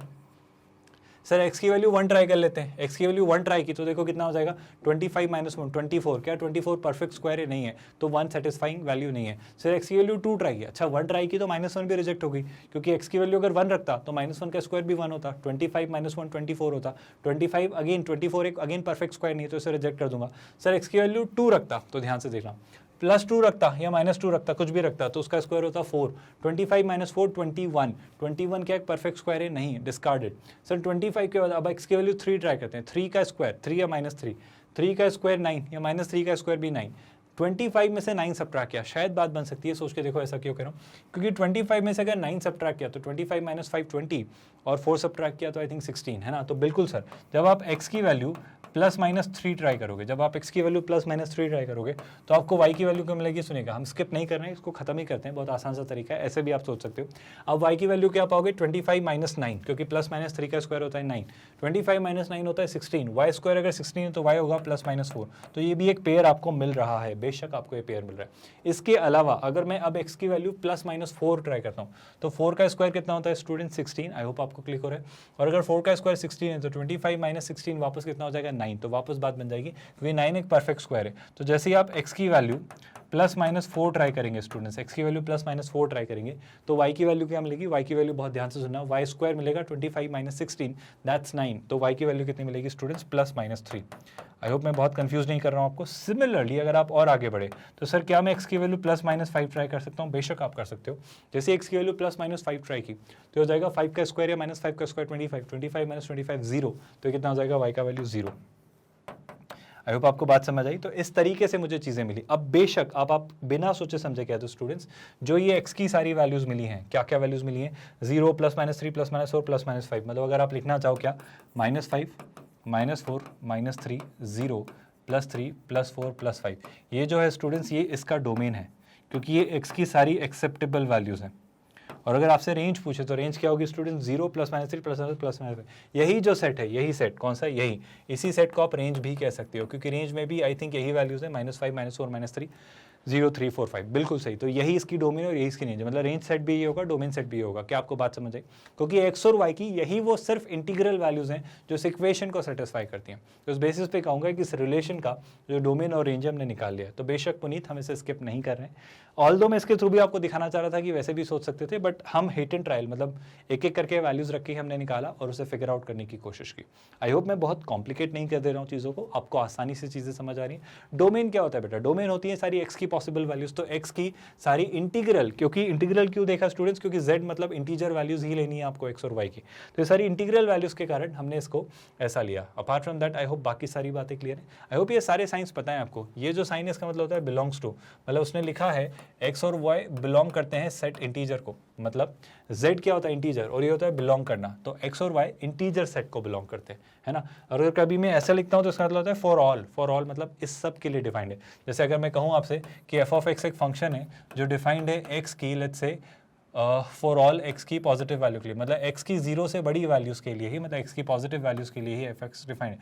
तो f of x exist for all values of x greater than 0, तो फॉर ऑल मतलब इन सब के लिए, है ना। तो ये साइंस कुछ है जो हम यूज़ करते हैं, बाकी सारे साइंस आई बिलीव सिंपल है। विद दैट अगर मैं आगे बढ़ूँ तो आयुष सिंह गौतम का डाउट, आई होप आयुष आपने वापस भेज दिया। आई अंडरस्टैंड कि हम थोड़ा डिले हो गए डाउट्स डिस्कस करने में, तो आपके डाउट्स फिर से आने लगे थे, आप थोड़े से इम्पेशेंट हो रहे थे। अंडरस्टैंड कि डाउट्स क्लियर हो जाना वक्त पे ज़रूरी है, तो ये डाउट हमने एड्रेस कर लिया आयुष, दैट्स ब्रिलियंट। फिर सत्यम ने एक डाउट पूछा है कि अगर x belongs to a then x belongs to power set of A, true और फॉल्स। बढ़िया सत्यम, इमेज अच्छी है, थोड़ी सी ब्राइटनेस और बढ़ा देना। अपार्ट फ्रॉम दैट वो लिख रहा है if x belongs to set a then is it necessary that x belongs to power set of a. Yes Satyam, क्यों नहीं होगा, तुम खुद सोचो। पावर सेट क्या होता है बेटा, ध्यान से देखो। मान लो अगर एक सेट a है, इसके अंदर ये दो एलिमेंट्स हैं x और y। आई होप आपको मेरी बात समझ आ रही है। तो पावर सेट क्या होता है सर? पावर सेट वो सेट होता है, पावर सेट क्या होता है सर? वो सेट जो ए सेट के सारे सबसेट्स को कंटेन करता है। अब ए सेट के सारे सबसेट क्या होंगे सर? एक होगा फाई, एक होगा एक्स, एक होगा वाई, एक क्या होगा सर? एक्स वाई दोनों। तो ये चारों सेट्स को जो सेट कंटेन करेगा वो पावर सेट होगा। पावर सेट क्या होता है? वो सेट जो उस सेट के, उस जिस सेट का पावर सेट ढूंढ रहा है, उस सेट के सारे सबसेट्स अपने अंदर कंटेन करता है। तो बेशक सर उस सेट के अंदर इंडिविजुअल एक एक एलिमेंट तो आएंगे ही ना सत्यम, आप समझो इस बात को। आपका ये एक्स अगर एक सिंगल एलिमेंट है तो सिंगल एलिमेंट खुद भी तो उसका सबसेट होता है। आपको बात समझ आ रही? तो बेशक अगर x a का एलिमेंट है तो x उसके पावर सेट का भी एलिमेंट होना तय है। ये तो डेफिनेटली ट्रू होगा सत्यम। आई होप ये बात आपको समझ आई, बड़ी इजी सी और सिंपल सी बात थी, और आई होप मैंने आपके आंसर को, क्वेश्चन को आंसर किया। विद दैट अगर हम आगे बढ़ें तो ऋषि ने कुछ हमसे पूछा है, ऋषि गुप्ता ने कुछ तो लिखा है। ऋषि गुप्ता इस बात को लेकर कंफ्यूज है कि अगर mod x greater than a तो क्या होता है, जब mod x less then a तो क्या होता है, फिर हम इंटरसेक्शन क्यों ले रहे हैं, यूनियन क्यों नहीं ले रहे हैं। ऋषि आपने बेटा इस बात को थोड़ा सा घुमा दिया है। मैं इस बात को एक आसान से तरीके से समझाता हूँ। देखो हम इसको सिंपल बना लेते हैं, इतना मत सोचो जो तुम सोच रहे हो ना, इतना मत सोचो कि यूनियन लेना इंटरसेक्शन लेना। हम कॉमन सेंस के थ्रू सोचते हैं। देखो दोनों सिनेरियो समझते हैं ऋषि, मैं तो नंबर्स के थ्रू समझाता हूँ। मान लो कोई लिखता है मॉड x जो है सर ग्रेटर देन 3 है।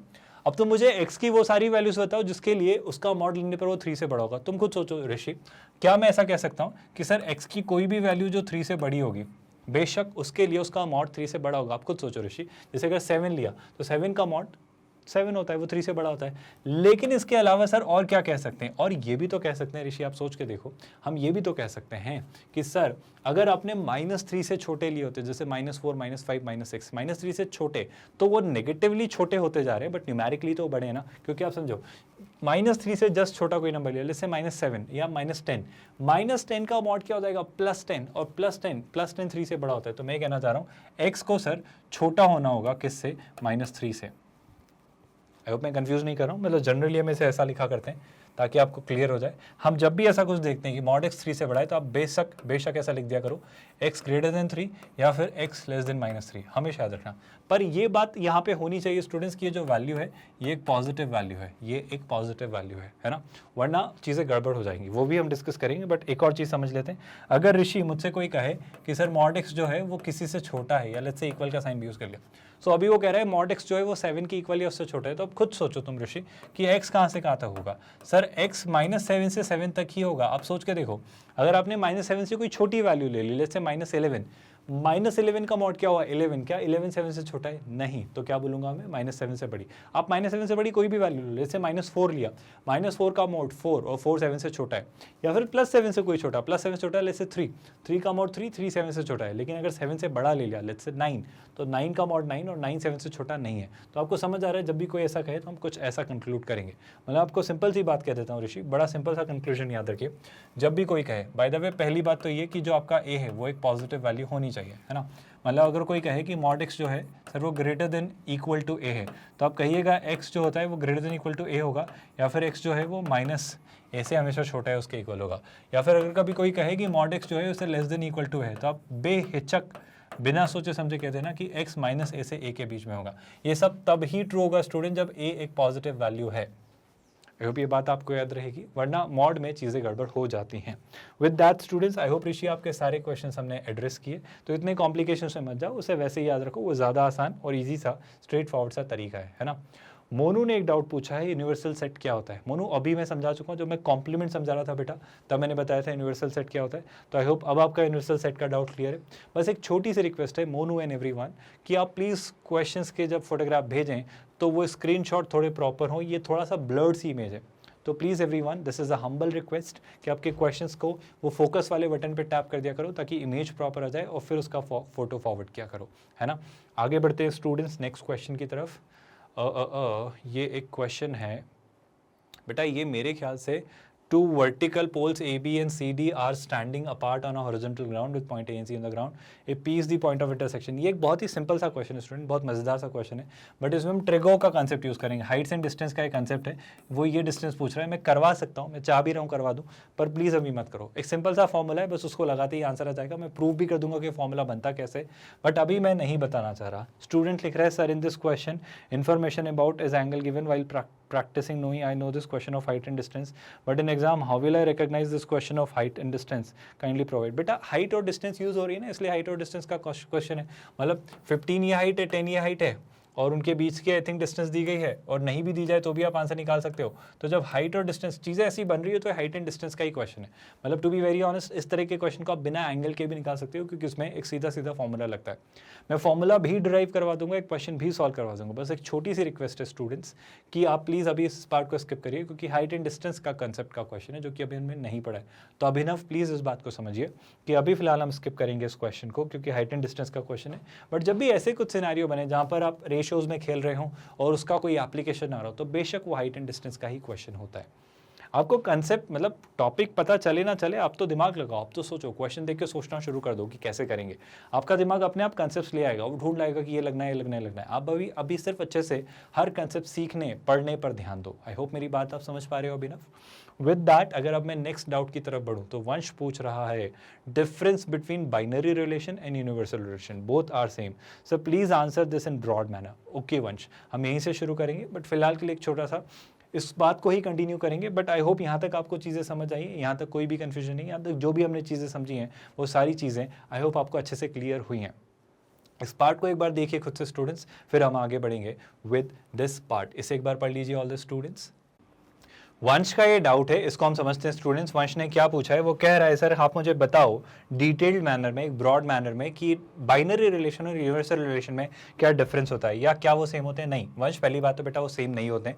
बाइनरी एक अलग रिलेशन, बाइनरी से एक सिंपल सा मतलब अगर मैं एक्स और वाई जैसे पेयर बना दूँ, एक ऐसा रिलेशन बना दूँ जहाँ पे मेरे पास एक एक मतलब ऐसे एलिमेंट्स हैं, मतलब जैसे लिखा है 1,2, फिर लिखा है लेट्स से -1,7, ऐसा कुछ लिखा है लेट्स से 6,3, ये जो पेयर्स दिख रहे हैं तो ये बाइनरी, बाइनरी मतलब 2। तो जैसे जैसे ही मुझे कुछ ऐसे दिखेंगे, भले आपका डोमेन हो रहा है और ये क्या हो जा रहा है, रेंज, तो ऐसे डोमेन और रेंज जैसे पेयर, दो के पेयर मिल रहे हैं, तो ऐसे रिलेशन को हम सिंपली क्या कहते हैं स्टूडेंट्स, ये एक रिलेशन है जो आपका बाइनरी रिलेशन है, जिसमें आपके पास एक डोमेन है और एक रेंज है, और डोमेन से रेंज डिफाइंड है, और एक एलिमेंट से एसोसिएटेड है। ऐसा एक एलिमेंट के दो एलिमेंट्स वाले पेयर्स आपके पास मिल रहे हैं, ऐसा आपका क्लियर क्या होगा स्टूडेंट्स, ये एक बाइनरी रिलेशन होगा।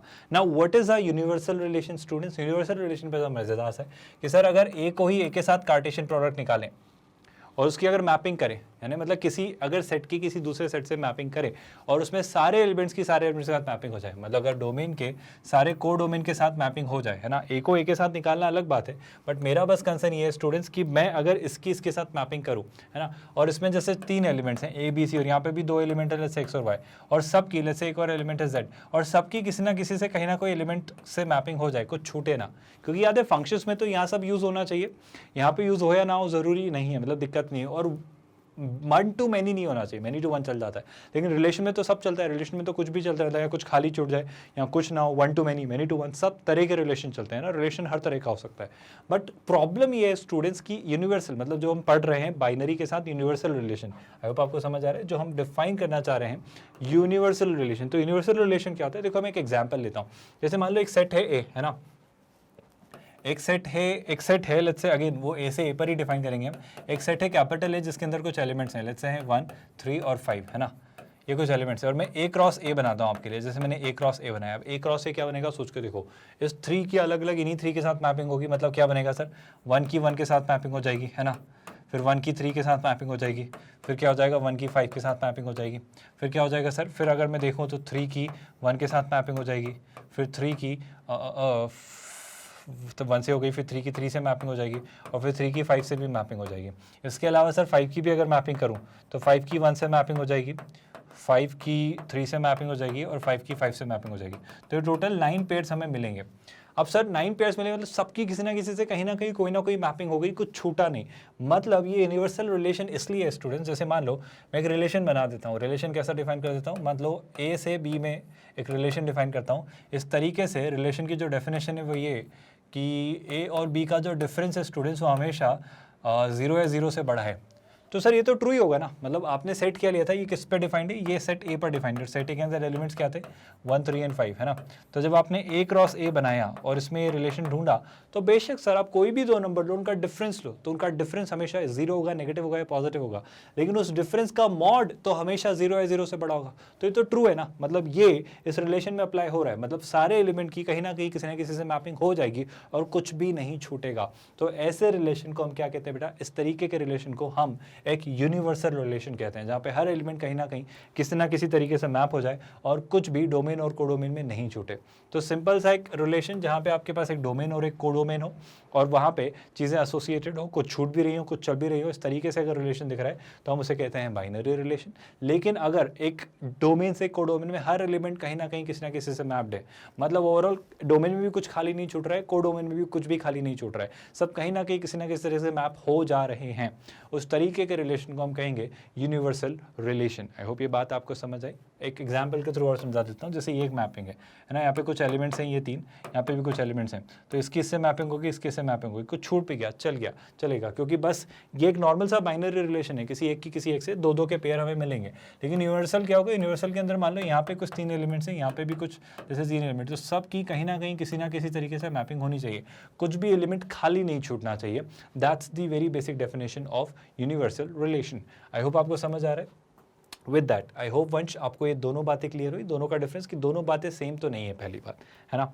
विद दैट अगर अब मैं आगे बढ़ूँ नेक्स्ट डाउट की तरफ, तो नेक्स्ट डाउट क्या नजर आता है, मुकुल कह रहा है what are power sets. I think हमने पावर सेट अच्छे से अभी समझा, थोड़ी देर पहले एक डाउट में मुकुल हम वहाँ रिजॉल्व कर चुके हैं पावर सेट के बारे में, तो आई थिंक अब डिस्कस करने की जरूरत नहीं है। आई होप आपका डाउट अब रिजॉल्व हो चुका है मुकुल। कुलदीप कह रहा है thanks a lot sir, Magnet Brains to make mathematics my cup of tea. Kuldeep वो बेटा आप ही की वजह से है, आप बस लेक्चर्स हमारे देख ले रहे हो इसलिए हो जा रहा है। अब कुलदीप कुछ तो कह रहा है, कुलदीप का जो डाउट मैं आपको आसान भाषा में समझाऊं तो वही कह रहा है सर मान लो ऐसा कुछ लिखा हुआ है ना, x+3। कुलदीप का जो डाउट है वो कुछ ऐसा सा है, मैं समझाता हूँ, ध्यान से सुनिए। लेट्स से यहाँ पे लिखा हुआ है x-2 और वापस लिखा हुआ है x-6। अगर ऐसा लिख के कोई कह रहा है, अब अगर हम वेवी कर्व मेथड यूज़ करें तो सर आपने जो सिखाया अगर न्यूमरेटर में है तो वैनिशिंग पॉइंट होता है और डिनोमिनेटर में होता है तो वो पॉइंट ऑफ डिसकंटिन्यू होता है, पॉइंट ऑफ फंक्शन जहाँ पे डिफाइंड ही नहीं वो होता है। तो सर पहली बात तो उसने ऐसा रखा है तो कुछ कारण से रखा होगा, मतलब फंक्शन की डेफिनेशन में उसने x - 6 से कैंसिल नहीं किया, जानबूझ के रखा होगा, कोई कारण होगा, वो चाह रहा था आपसे रखवाना। तो पहली बात तो न्यूमरेटर तो कुछ रहा होगा, बट डिनोमिनेटर में वो चाह रहा था कि x की वैल्यू 6 मतलब नहीं होने दे। क्यों रखना चाह रहे हैं? क्योंकि अगर x की वैल्यू 6 हो गई तो डिनोमिनेटर में 0 हो जाएगा, और डिनोमिनेटर में 0 होती है फंक्शन नॉट डिफाइंड हो जाएगा। तो हमारे जो कुलदीप का डाउट है, कुलदीप आप पूछना चाह रहे हो कि 6 को क्या लें, 6 को हम वैनिशिंग पॉइंट माने या पॉइंट ऑफ डिसकंटिन्यूटी माने? Kuldeep preferably it should be point of discontinuity, क्योंकि बात समझो, पहली बात तो x - 6 को कैंसिल करने की हम गलती नहीं करेंगे। दूसरी बात, यहाँ पे लिखा है मतलब डेफिनेटली x 0 हो सकता है, बट डिनोमिनेटर में लिखा है, सॉरी न्यूमरेटर में लिखा है तो x 6 हो सकता है, लेकिन सिर्फ न्यूमरेटर में नहीं लिखा है, डिनोमिनेटर में भी लिखा है। इससे ये बात समझ आ रही है कि वो कहना चाह रहा है कि x 6 मत करना, क्योंकि उस केस में डिनोमिनेटर 0 हो जाएगा, और डिनोमिनेटर का 0 होना अफोर्ड नहीं कर सकते। तो जब आप इसका वेविकर मेथड के थ्रू सॉल्व करेंगे तो पॉइंट ऑफ वैनिशिंग जो लोगे तो एक तो हो जाएगा क्या, ऑब्वियसली +2 को भी नहीं लेंगे क्योंकि +2 पे पॉइंट डिसकंटिन्यू हो रहा है, फंक्शन डिसकंटिन्यू हो रहा है, तो बस एक ही पॉइंट मिलेगा क्या, -3। बाकी जो पॉइंट्स होंगे, जैसे एक पॉइंट होगा क्या +2, एक पॉइंट होगा +6, तो +2 पर भी डिफाइंड नहीं होगा, +6 पर भी डिफाइंड नहीं होगा, और -3 पे ये फंक्शन एक वैनिशिंग पॉइंट जनरेट करेगा। और इनके बीच में आप इसका वेन डायग्राम बोल रहा हूँ रियली सॉरी, इसका वेविकर मेथड के थ्रू आप पॉजिटिव नेगेटिव पता करेंगे। आई होप आपको ये बात समझ आई कुलदीप, आई होप यहाँ डाउट नहीं है, आपको क्लियरली समझ आ रहा है जो आप डाउट पूछ रहे थे, मैं उसी को आई होप एड्रेस कर रहा हूँ जितना मैं पढ़ पा रहा हूँ। मैं बड़ी आसान सी बात आपसे कहना चाह रहा हूँ कि यहाँ पर वैनिशिंग पॉइंट सिर्फ ये -3 ही होगा, मतलब -3 ही होगा। इसको ना तो आप वैनिशिंग कहोगे, आपको इसको सीधे सीधे पॉइंट ऑफ डिसकंटिन्यूटी कहना पड़ेगा, क्योंकि डिनोमिनेटर में दिया है, और ये भी डिनोमिनेटर में दिया है, तो ये भी point of discontinuity he generate करेगा। और इस बेसिस पे अगेन आप कुछ वैल्यूज ट्राई कर लो, आसपास देखते जाओ, और फाइनली आप सारी वैल्यूज सारे जोन्स में इसका फिगर आउट कर सकते हो वैल्यू। बस ये इंश्योर करना पड़ेगा कि 2 पर ये इन्फिनिटी को और 6 पर भी ये फंक्शन इन्फिनिटी को अप्रोच करेगा। आई होप आप ये बात का ध्यान रखेंगे, क्योंकि ये ना तो यहाँ पे वैनिश होगा, ना ही कोई सब्सटैंशियल वैल्यू अटेन करेगा, इस पर वो इन्फिनिटी की तरफ अप्रोच करेगा, 2 और 6 दोनों पर। तो इस तरीके से आप इस फंक्शन का ग्राफ इस आइडिया, इस नोशन के साथ बना सकते हैं। कुलदीप आई होप आपको समझ आए कि आप x - 6 को कैंसिल नहीं कर सकते, क्योंकि किसी ना किसी मोटिव, किसी ना किसी इंटेंट, किसी ना किसी रीजन से उसने यहाँ पे लिखा होगा, उसका कोई कारण रहा होगा कि उसने x - 6 एज अ फैक्टर उसमें जनरेट किया, उसमें ऐड किया, उसमें मल्टीप्लाई किया, ताकि आप इंश्योर कर पाए कि 6 आप ना लें, x की वैल्यू 6 ना लें। वो एक्सप्लिसिटली अलग से कहता है कि सर x की वैल्यू 6 मत लेना, इससे अच्छा उसने ये कह दिया कि जब x की वैल्यू 6 होगी तो फंक्शन इन्फिनिटी को अप्रोच करेगा। आई होप आपको ये बात समझ आ रही है। विद दैट कुलदीप हम आगे बढ़ेंगे नेक्स्ट डाउट की तरफ। रोहानी ने एक डाउट पूछा है, रोहानी गर्ग ने, वो लिख रही है, please solve the problem, explain the difference between anti symmetric relation and identity relation. I think ये जस्ट मैंने अभी एक्सप्लेन किया रोहानी। आइडेंटिटी मतलब उसमें सिर्फ बेटा यही होंगे, मतलब आइडेंटिटी रिलेशन में सिर्फ ऐसे ही कुछ होंगे, जैसे 1, 1, 5, 5, -3, -3, तो मतलब सिर्फ यही पेयर्स हो। मतलब अगर आइडेंटिटी रिलेशन में आपको ऐसा मिल गया ना कुछ 4, 7, तो फिर ये आइडेंटिटी नहीं है, ये एंटी सिमेट्रिक है। क्योंकि सर एंटी सिमेट्रिक का मतलब होता है सेम दिखने चाहिए, बट 4, 7 हो तो 7, 4 नहीं होना चाहिए। अगर 7, 4 हो गया ना तो फिर ये एंटी सिमेट्रिक नहीं है, और आइडेंटिटी तो वैसे ही खत्म हो गया है। तो आइडेंटिटी रिलेशन के लिए क्या होना चाहिए, सिर्फ सेम एग्जैक्ट पेयर होने चाहिए। तो बेशक ये एंटी सिमेट्रिक भी है और ये आइडेंटिटी भी है, लेकिन अगर मैंने इसमें क्या कर दिया होता सर, अगर मैंने इसमें यहाँ पे 4, 7 रख दिया होता तो अब ये आइडेंटिटी नहीं बचा, क्योंकि सिर्फ ये यहाँ तक आइडेंटिटी था। इसके बाद 4, 7 रखने से क्या बन गया, अभी आइडेंटिटी नहीं बचा है ना। आई होप आपको बात समझ आ रही। लेकिन अगर सर 4, 7 के साथ आपने गलती से अभी जैसे ही 4, 7 तक रख रखा है, तो ये कैसा है स्टूडेंट्स, एंटी सिमेट्रिक है, क्योंकि 1, 1, 5, 5, -3, से ये एंटी सिमेट्रिक बना हुआ है। 4, 7 एक अच्छा नंबर है, एक अच्छा पेयर है, लेकिन जैसे ही सर इसमें आप ऐसी गड़बड़ कर दो कि आप इसमें 7, 4 भी रख दो, तो ये एंटी सिमेट्रिक भी नहीं बचा। एंटी सिमेट्रिक इसलिए नहीं बचा क्योंकि अगर ए से बी लीड कर रहा है और बी से ए लीड कर रहा है तो तभी करे जब वो सेम हो, और ये सेम नहीं है, तो अब ये एंटी सिमेट्रिक भी नहीं है। आई होप रोहानी आपको ये बात समझ आई, आइडेंटिटी और एंटी सिमेट्रिक का डिफरेंस। आई होप यही बात आपको क्लियर हो रही होगी। आई hope you have understood the difference जो मैं कहना चाह रहा हूँ, है ना। तो सिंपल सी बात है, अगर और अच्छे से मैं आपको क्लियर करूँ, अगर स्टूडेंट्स फिर भी कंफ्यूज हैं इस बात को लेकर, क्योंकि कई बार ये डाउट पूछा जा चुका है, तो मैं देखो एक एग्जाम्पल देता हूँ।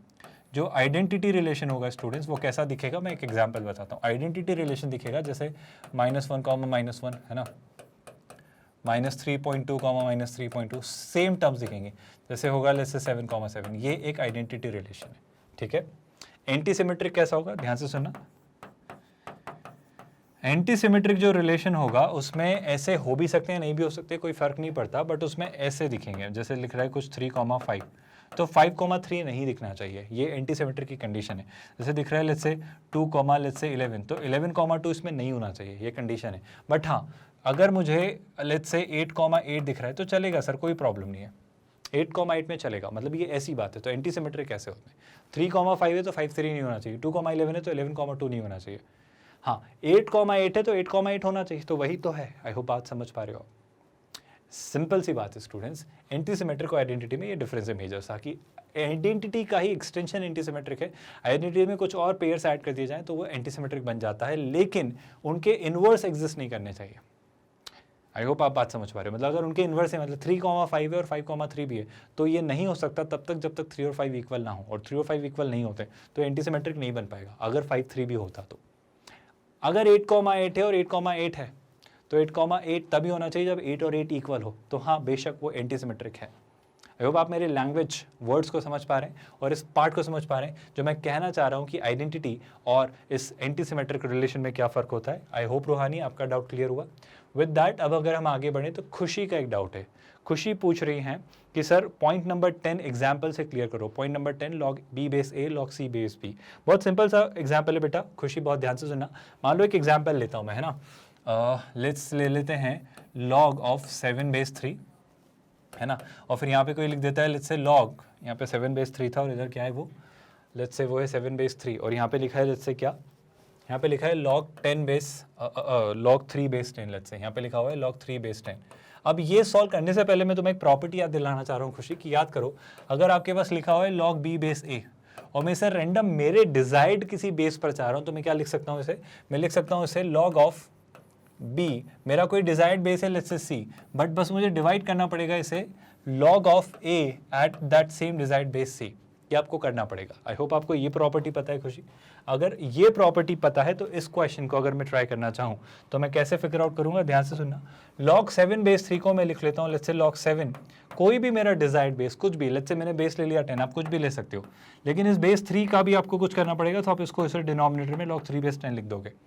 आई होप आपको ये बात समझ आई। सिमिलरली अगर यहाँ पे लिखा है log 3 बेस 10, अब log 3 बेस 10 पर ही लिखा हुआ है फॉर्चुनेटली, है ना, तो रहने देते हैं, फिर तो बस बात खत्म हो गई। तो log 3 बेस 10, तो क्या दिख रहा है मुझे खुशी, मुझे सीधा सीधा से दिख रहा है कि आप log 3 बेस 10 से log 3 बेस 10 कैंसिल कर दोगे तो बचेगा क्या सर, बचेगा log ऑफ 7 बेस 10। तो आपको बात समझ आई। मतलब अगर ये वाला पार्ट और ये वाला पार्ट सेम है तो आपके पास क्या बचता है, सिर्फ ये वाला पार्ट। ये उस प्रॉपर्टी का मतलब है खुशी। वो कैसे होता है, इनडायरेक्टली या रियलिटी में वो ऐसे कैलकुलेट हो रहा होता है जो हम प्रॉपर्टी यूज़ कर रहे थे। आई होप यहाँ तक आपको चीज़ें समझ आई। विद दैट हैरी ने एक डाउट पूछा है, can I say that 22/7 is a rational number, is it irrational और रैशनल। बढ़िया डाउट है हैरी, है ना। हैरी इनडायरेक्टली ये पूछना चाह रहे हैं कि सर आप कहते हो पाई की वैल्यू 22/7 होती है, बट आप हमें क्यों बेवकूफ़ बना रहे हो ये कहकर कि सर पाई तो एक इरैशनल नंबर है और 22/7 तो सर p/q फॉर्म लिख दिया ना आपने। 22/7 क्या है, वो p/q फॉर्म है, तो वो तो एक रैशनल नंबर है। तो आपकी थ्योरी ही कुछ अजीब सी हो रही है सर। आप ठीक करो, आपने एक इरैशनल और रैशनल नंबर को इक्वल रख दिया है। याद स्टूडेंट्स, रैशनल क्या होते हैं, p/q फॉर्म जहाँ पे q 0 ना हो, और पाई आप कहते हुए कि इरैशनल नंबर है, √2√3e ये जो है ये इरैशनल नंबर है। तो आप क्या कहना क्या चाह रहे हो, पहली बात तो स्टूडेंट्स से बात कर रहे हो, पाई एग्जैक्टली 22/7 नहीं होता है। पाई की क्लोजेस्ट वैल्यू 22/7 देता है जो कि होती है 3.14। प्लीज इस बात को समझिएगा। तो उस अप्रॉक्सीमेटेड क्लोजेस्ट वैल्यू को यूज करने के लिए हम पाई को एज अ 22/7 या 3.14 लेते हैं, लेकिन पाई की एक्चुअल वैल्यू 3.14 नहीं है। पाई की वैल्यू जब आप निकालोगे ना तो 3.14 के बियॉन्ड निकलती ही चली जाएगी, निकलती ही चली जाएगी। और पता है प्रॉब्लम क्या है, प्रॉब्लम ये है कि यहाँ पर ना तो ये डिजिट्स जो आएंगे ये ना तो किसी पैटर्न में होंगे, ना मतलब इनमें कोई सीक्वेंस दिखेगा, कोई पैटर्न या कोई सीक्वेंस नहीं दिखेगा। दूसरी बात ये टर्मिनेट नहीं होंगे, मतलब देयर इज नो पैटर्न। और दूसरी बात ये टर्मिनेट भी नहीं होंगे, मतलब ऐसा नहीं कि कहीं जाके रुक जाए, खत्म हो जाए, कुछ ना कुछ नया डिजिट आते ही चला जाएगा और कोई पैटर्न कुछ नहीं दिखेगा। अब देखो जनरली हमने क्या सीखा है, सर मेरे पास लिखा है लेट्स से 1.13, तो मुझे इसको कन्वर्ट करना है तो मैं क्या करता हूँ 113 लिख लेता हूँ, ये डेसिमल हटा के 1 लिख देता हूँ, 00 लगा देता हूँ। तो मैंने इसको p/q फॉर्म में कर दिया क्योंकि टर्मिनेट हुआ।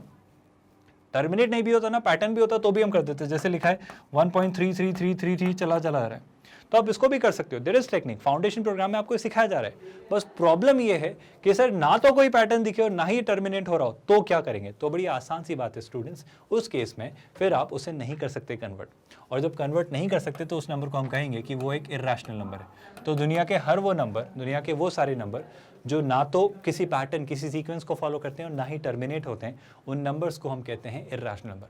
बट येस, ऑफ कोर्स, हर वो नंबर जो p बाई क्यू फॉर्म में लिखाया जा सके जहाँ पे q 0 ना हो, वो एक रैशनल नंबर होता है। तो बेशक आपका जो डाउट है हैरी, आपका डाउट बिल्कुल वाजिब सा डाउट है कि 22/7 को फिर रैशनल है या इर्रेशनल, क्योंकि पाई तो 22/7 होता है, तो पाई की closest value, the most approximated value होती है 22/7, बट ऑफ कोर्स पाई हमेशा एक इर्रेशनल नंबर रहेगा और 22/7 p बाई क्यू फॉर्म है तो रैशनल ही रहेगा। बट ये दोनों अलग अलग बातें हैं। आई होप हैरी आपको ये बात याद रहेगी। यहाँ तक आई होप सारी चीज़ें समझ आई, थोड़ी ही इसके बाद हम आगे बढ़ेंगे, इस चीज़ को कंटिन्यू करेंगे। बट आई होप आपने ये सारी चीज़ें समझी। इस पार्ट को एक बार और देख लीजिए, अच्छे से समझ लीजिए, इस पार्ट को भी देख लीजिए। इसके साथ हम फिर आगे बढ़ेंगे नेक्स्ट डाउट के साथ। नेक्स्ट डाउट समझते हैं स्टूडेंट्स, नेक्स्ट डाउट में क्या आ रहा है। ये है हमारा अगला डाउट। आई बिलीव हैरी का, आई होप हमने डाउट सॉल्व किया। हैरी पूछ रहा है sir how to pronounce these फॉर्मूले इन इक्वेशंस, ये जो सैम्बल्स हैं इनका क्या मतलब होता है। हैरी हमने अभी डिस्कस किया बेटा, this sign means for all values of x. ये एक नॉर्मल सा सेमी कॉलन है, जब भी मुझे सेंटेंस ब्रेक करना होता है तो मैं सेमी कॉलन यूज़ कर लेता हूँ। एक स्टैंडर्ड सा कॉलन है, मतलब अगर लिखा है एफ जो है वो ऐसा डिफाइंड है जो कि लेट्स से आर से आर में डिफाइंड है, तो इसका मतलब होता है एफ एक फंक्शन है जो कि डिफाइंड है कहाँ से, आर डोमेन से कहाँ तक, आर रेंज में। तो इसका ये मतलब होता है बेटा, ये नॉर्मल सा साइन है। इसका मतलब होता है कि अगली स्टेप जो हम लिखेंगे वैसा, तो अगर आपका LHS और RHS दो स्टेप चल रही है तो आप इस साइन को यूज़ करते हैं कि अगली स्टेप। ये कुछ मैथ्स के स्टैंडर्ड से साइन है।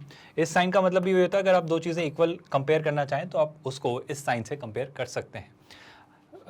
what does these sign means and which are highlighted by green marker। बेटा ग्रीन मार्कर मुझे कुछ नहीं दिख रहा है Harry, but I hope you must have understood. अब तक जो लेक्चर्स हो चुके हैं तो अब आपको अंडरस्टैंडिंग डेवलप हो चुकी है कि इन साइंस के क्या मतलब होते हैं, किसको कैसे यूज़ करते हैं और मैं कब कौन सी चीज़ कहाँ यूज़ कर रहा हूँ। विद दैट अगर अब हैरी हम आगे बढ़ें नेक्स्ट डाउट की तरफ, तो नेक्स्ट डाउट क्या नजर आता है। सुकरात श्रीवास्तव ने एक डाउट पूछा है। ये क्या कहना चाह रहा है बच्चा, ये मेरे ख्याल से सिमेट्रिक डिफरेंस के बारे में पूछ रहा है कि इक्वल क्यों नहीं है। बेशक सुकरात बेटा, सिमेट्रिक डिफरेंस मतलब सिमेट्रिक डिफरेंस का नहीं पूछ रहा है, वो डिफरेंस पूछ रहा है ये इक्वल हो ऐसा ज़रूरी क्यों नहीं है। सुकरात ऐसे समझो बेटा, देखो ये आपका सेट ए है और ये सेट बी है ना, तो ए माइनस बी क्या होता है, ए माइनस बी होता है ओनली ए, क्योंकि आप ए में से ए इंटरसेक्शन बी सब्ट्रैक्ट कर देते हो। और बताओ बी माइनस ए क्या होता है, बी माइनस ए होता है ओनली बी, मतलब अगर ये आपका सेट ए है और ये सेट बी है तो बी माइनस ए क्या होता है, वो वाला बी का हिस्सा जो ए के साथ कॉमन नहीं है। आप खुद देखो ना, यहाँ पे ओनली ए आ रहा है और यहाँ पे ओनली बी आ रहा है, तो कैसे ही इक्वल होगा। बेशक ये इक्वल नहीं होगा, इसलिए मैं कहना चाह रहा हूँ आपसे कि ए माइनस बी और बी माइनस ए इक्वल नहीं होंगे, क्योंकि ए माइनस बी क्या होता है, ए माइनस बी होता है ए माइनस ए इंटरसेक्शन बी, मतलब ए का वो हिस्सा जो ए और बी में कॉमन नहीं है, तो ए और बी का एक कॉमन हिस्सा हटा के ए का बचा हुआ हिस्सा रख देते हैं। What is b minus a, b minus a मतलब बी का वो हिस्सा जो बी का ए के साथ कॉमन नहीं है। आपको बात समझ आ रही है, मतलब बी का वो हिस्सा जो बी और ए का कॉमन नहीं है वो हटा दो, तो बी और ए का एक कॉमन पार्ट है हटा दो, तो बी का बचा हुआ हिस्सा, तो ये ओनली बी दिखाता है, ये ओनली ए दिखाता है, और ये कैसे इक्वल हो सकते हैं, इक्वल नहीं होते हैं। तो आई होप आपको बात समझ आई सुकरात, मैं जो कहना चाह रहा हूँ इसके थ्रू आपको क्लियर हुआ। अगर मैं आगे बढ़ूँ तो कुलदीप का एक और डाउट है, sir please suggest how to given equation. Kuldeep, ये आपने सेम डाउट पूछा है बेटा, वही x-2 वाला, तो हम इसे पॉइंट ऑफ डिसकंटिन्यूटी ट्रीट करते हैं, पॉइंट ऑफ वैनिशिंग हम नहीं समझेंगे, है ना। ये वेन डायग्राम्स वाली जो हमारी मेथड में देखी है। वासु ने एक अच्छा क्वेश्चन पूछा है, रिलेशन इन फंक्शन पर एक क्वेश्चन है, वो इनको सॉल्व करवाना चाह रहे हैं जो भी वासु आपका जेंडर है। तो वासु हमसे कह रहे हैं log 0.2 x+5 ग्रेटर देन 0, ठीक है सर। लिखा हुआ है log of x+5 at base 0.2 is greater than 0। अब वासु इस बात को समझो बेटा आप कि जब बेस हमारा 0 से 1 के बीच होता है तो इनइक्वालिटी का साइन हम चेंज कर देते हैं। जब बेस को इस तक रेस करते हैं तो इस तरफ मैं रखूंगा क्या, x+5, और इस बेस को पावर 0 पर रेस करूंगा, मतलब मैं 0.2 को पावर 0 पर रेस करूंगा। लेकिन जब मैंने ये किया तो अगर ये ग्रेटर देन था तो ये लेस देन हो जाएगा, क्योंकि आपका बेस 0 से 1 के बीच है। आई होप आपको ये बात समझ आई।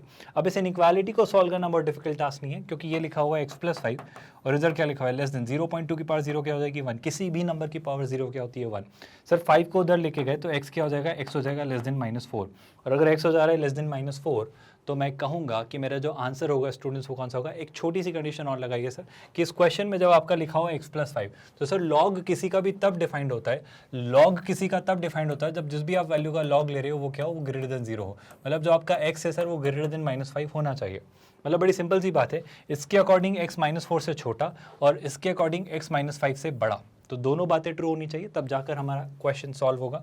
मतलब अगर सिंपल सी भाषा में आपसे कहूँ, मैं सिंपल सी लैंग्वेज में आपको समझाना चाहूँ तो इसके अकॉर्डिंग x -5 से बड़ा होना चाहिए। ये -5 होगा स्टूडेंट से -4, -5 से बड़ा मतलब कोई ऐसी वैल्यू, -5 इंक्लूड नहीं करेंगे क्योंकि log ऑफ 0 डिफाइन नहीं होता है। और ये कह रहा है -4 से छोटा, -4 से छोटा मतलब -4 से छोटी कोई भी वैल्यू। और अगर दोनों का इंटरसेक्शन निकालें, दोनों का कॉमन निकालें, तो दोनों का कॉमन कहाँ मिलता है मुझे? दोनों का कॉमन मुझे -5 से 4 के बीच में मिलता है। -5 और 4 पर ये डिफाइंड नहीं है, तो ये डिफाइंड होगा। इसकी जो सोल्यूशन होगा सर, x एग्जिस्ट करेगा कहाँ से कहाँ तक? -5 से -4 के बीच में, बट दोनों पर क्या आएगा सर? ओपन ब्रैकेट, क्योंकि -5 और -4 इंक्लूड हम नहीं करेंगे। आई होप ये क्वेश्चन और इसका सोल्यूशन आपको समझ आया। विद दैट वासु हम एक और क्वेश्चन ट्राई करेंगे। यहाँ पे वो क्या लिख रहा है, ध्यान से सुनिएगा सर, बड़ा ट्रिकी सा पार्ट है। वो कह दे रहा है log of 0.5 at base x is greater than 2। अच्छा क्वेश्चन है, ध्यान से सुनिएगा। यहाँ पर क्या कह रहा है वो कह रहा है log of 0.5 at base x is greater than 2। अब मैं दो बातें कर लेता हूँ, दो सिनेरियो निकाल लेता हूँ। मुझे नहीं पता है बेस कैसा है, तो मैं दोनों सिनेरियो ले लेता हूँ। पहला केस वो ले लेता हूँ स्टूडेंट्स, जब मैं मान लेता हूँ कि जो बेस है वो 0 से 1 के बीच है।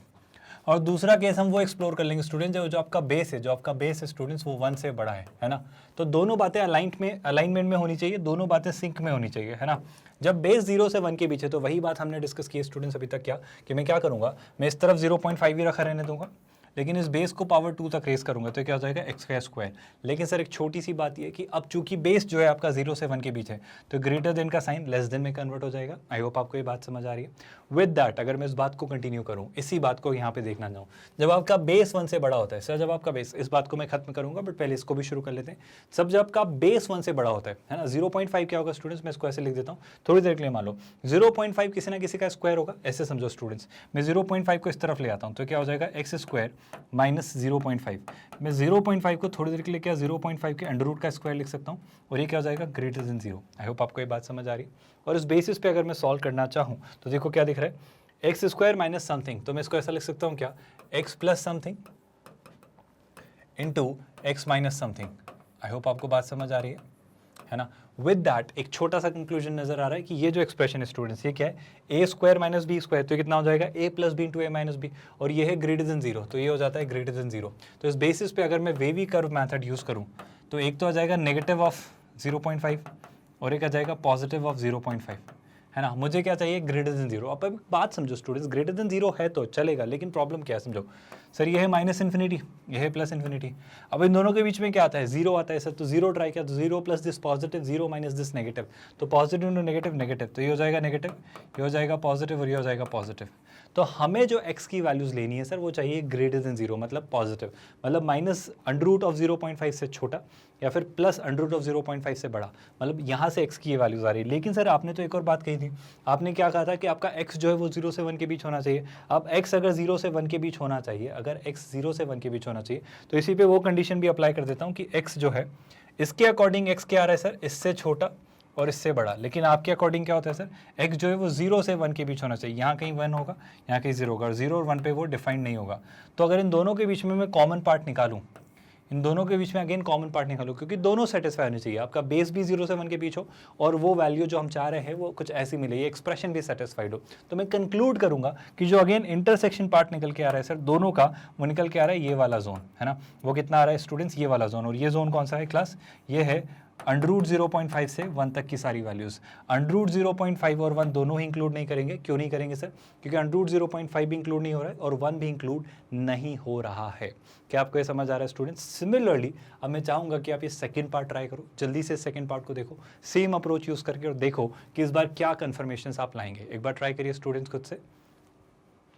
क्या आपने इसका सेकंड पार्ट ट्राई किया स्टूडेंट्स, जब x ग्रेटर देन 1 है, जब बेस 1 से बड़ा है। सर अगर बेस 1 से बड़ा है तो क्या, सर सोच के देखो, अगर बेस 1 से बड़ा है तो साइन वही रहेगा, मतलब इस तरफ आप लिखोगे क्या 0.5 greater than what, x to the power 2। I hope आप समझ आ पा रहे हो मैं जो कहना चाह रहा हूँ। x² जो है वो 0.5 से छोटा होगा। और वापस इस बात को मैं कहना चाहूँ तो समझना बात को, इस बात को स्टूडेंट्स क्या कहना चाह रहा हूँ सर, x² माइनस 0.5 को वापस ऐसा लिख लेते हैं स्टूडेंट्स 0.5 का स्क्वायर। आई होप आप बात समझ पा रहे हो। और ये जो पार्ट है स्टूडेंट्स ये होगा लेस देन 0। तो अगेन ये एक्स स्क्वायर माइनस मतलब ए स्क्वायर माइनस बी स्क्वायर वाला सिनेरियो है, वही सेम क्वेश्चन, वही सब सारी चीज़ें, बस इस बार क्या करना है सर, इस बार मुझे लेस देन 0 चाहिए, मतलब नेगेटिव, मतलब माइनस इससे इस तक चाहिए। तो अगर मैं इस बार कंक्लूड करना चाहूँ तो प्रॉब्लम क्या है वो समझना स्टूडेंट्स। इस बार पहली बात तो ये कि कहीं ना कहीं क्या होगा, माइनस 0.5 होगा, माइनस अंडर रूट ऑफ 0.5 होगा, कहीं ना कहीं अंडर रूट ऑफ 0.5 होगा, इसके आगे कहीं ना कहीं 1 होगा। सर ये कह रहा है 1 से बड़ा होना चाहिए, और ये कह रहा है माइनस इससे इसके बीच में होना चाहिए। तो डू यू रियलाइज कुछ भी कॉमन नहीं है, कोई भी इंटरसेक्शन नहीं है, और कुछ भी इंटरसेक्शन नहीं है, मतलब यहाँ पे x की कोई भी वैल्यू उसको सेटिस्फाई नहीं कर पाएगी। आई होप आप बात समझ पा रहे हैं। तो फाइनल कंक्लूजन जो मैं देना चाहूंगा, जो मैं दूंगा, वो क्या दूंगा कि x जो है वो अंडर रूट 0.5 से 1 के बीच होगा, और इस बेसिस पे आप कौन सा ऑप्शन मार्क कर सकते हैं, अंडर रूट 0.5 से 1 के बीच, मतलब आप ऑप्शन ए मार्क करेंगे, क्योंकि अंडर रूट 0.5 को आप क्या लिखते हैं 1/2। आई होप आपको ऑप्शन ए समझ आया। और इसका जो हमने फर्स्ट क्वेश्चन का पार्ट ट्राई किया था वो क्या था, आंसर था स्टूडेंट्स, जो फर्स्ट क्वेश्चन को हमने ट्राई किया था दैट वाज बिटवीन -5 एंड -4। तो फर्स्ट क्वेश्चन का जो आंसर था that was this option A. अगर थर्ड क्वेश्चन ट्राई करना है तो क्या लिखा हुआ है स्टूडेंट्स, वासु आई होप आपको सारे सोल्यूशन समझ आ रहे हैं। लॉग के बेसिक से क्वेश्चन हैं, वो लिख रहा है log of x + 7 at base x, है ना। तो क्या लिख रहा है स्टूडेंट्स, वो लिख रहा है log of what x + 7 at base x। तो आपका ये एक्सप्रेशन है log of x + 7 at base x less than 0। तो 3 कंडीशन अप्लाई करनी है स्टूडेंट्स। 3 कंडीशंस क्या, पहली बात तो आपको हमेशा इंश्योर करना है कि x + 7 जो है सर वो ग्रेटर देन 0 है। आई होप आपको पता है ये बात। तो x जो है वो हमेशा -7 से बड़ा हो, ये तो आपको हमेशा इंश्योर करना ही है, इसको हम इंश्योर करते हुए चलेंगे। अब वापस चूंकि बेस वेरिएबल है तो दोनों बात वापस जनरेट होगी स्टूडेंट्स। पहला सिनेरियो, जब आपका बेस जो है सर, जो आपका बेस है वो मान लेते हैं 0 से 1 के बीच है, तो जो x है सर वो लेट्स से 0 से 1 के बीच है, और जैसे ही बेस 0 से 1 के बीच हुआ तो अगर x को इस पावर तक रेस किया, अगर x को इस पावर तक रेस किया तो साइन इन्वर्ट हो जाएगा। मतलब जो लिखा हुआ है स्टूडेंट्स x + 7, ये अगर लेस देन लिखा है तो ग्रेटर देन हो जाएगा x की पावर 0 से।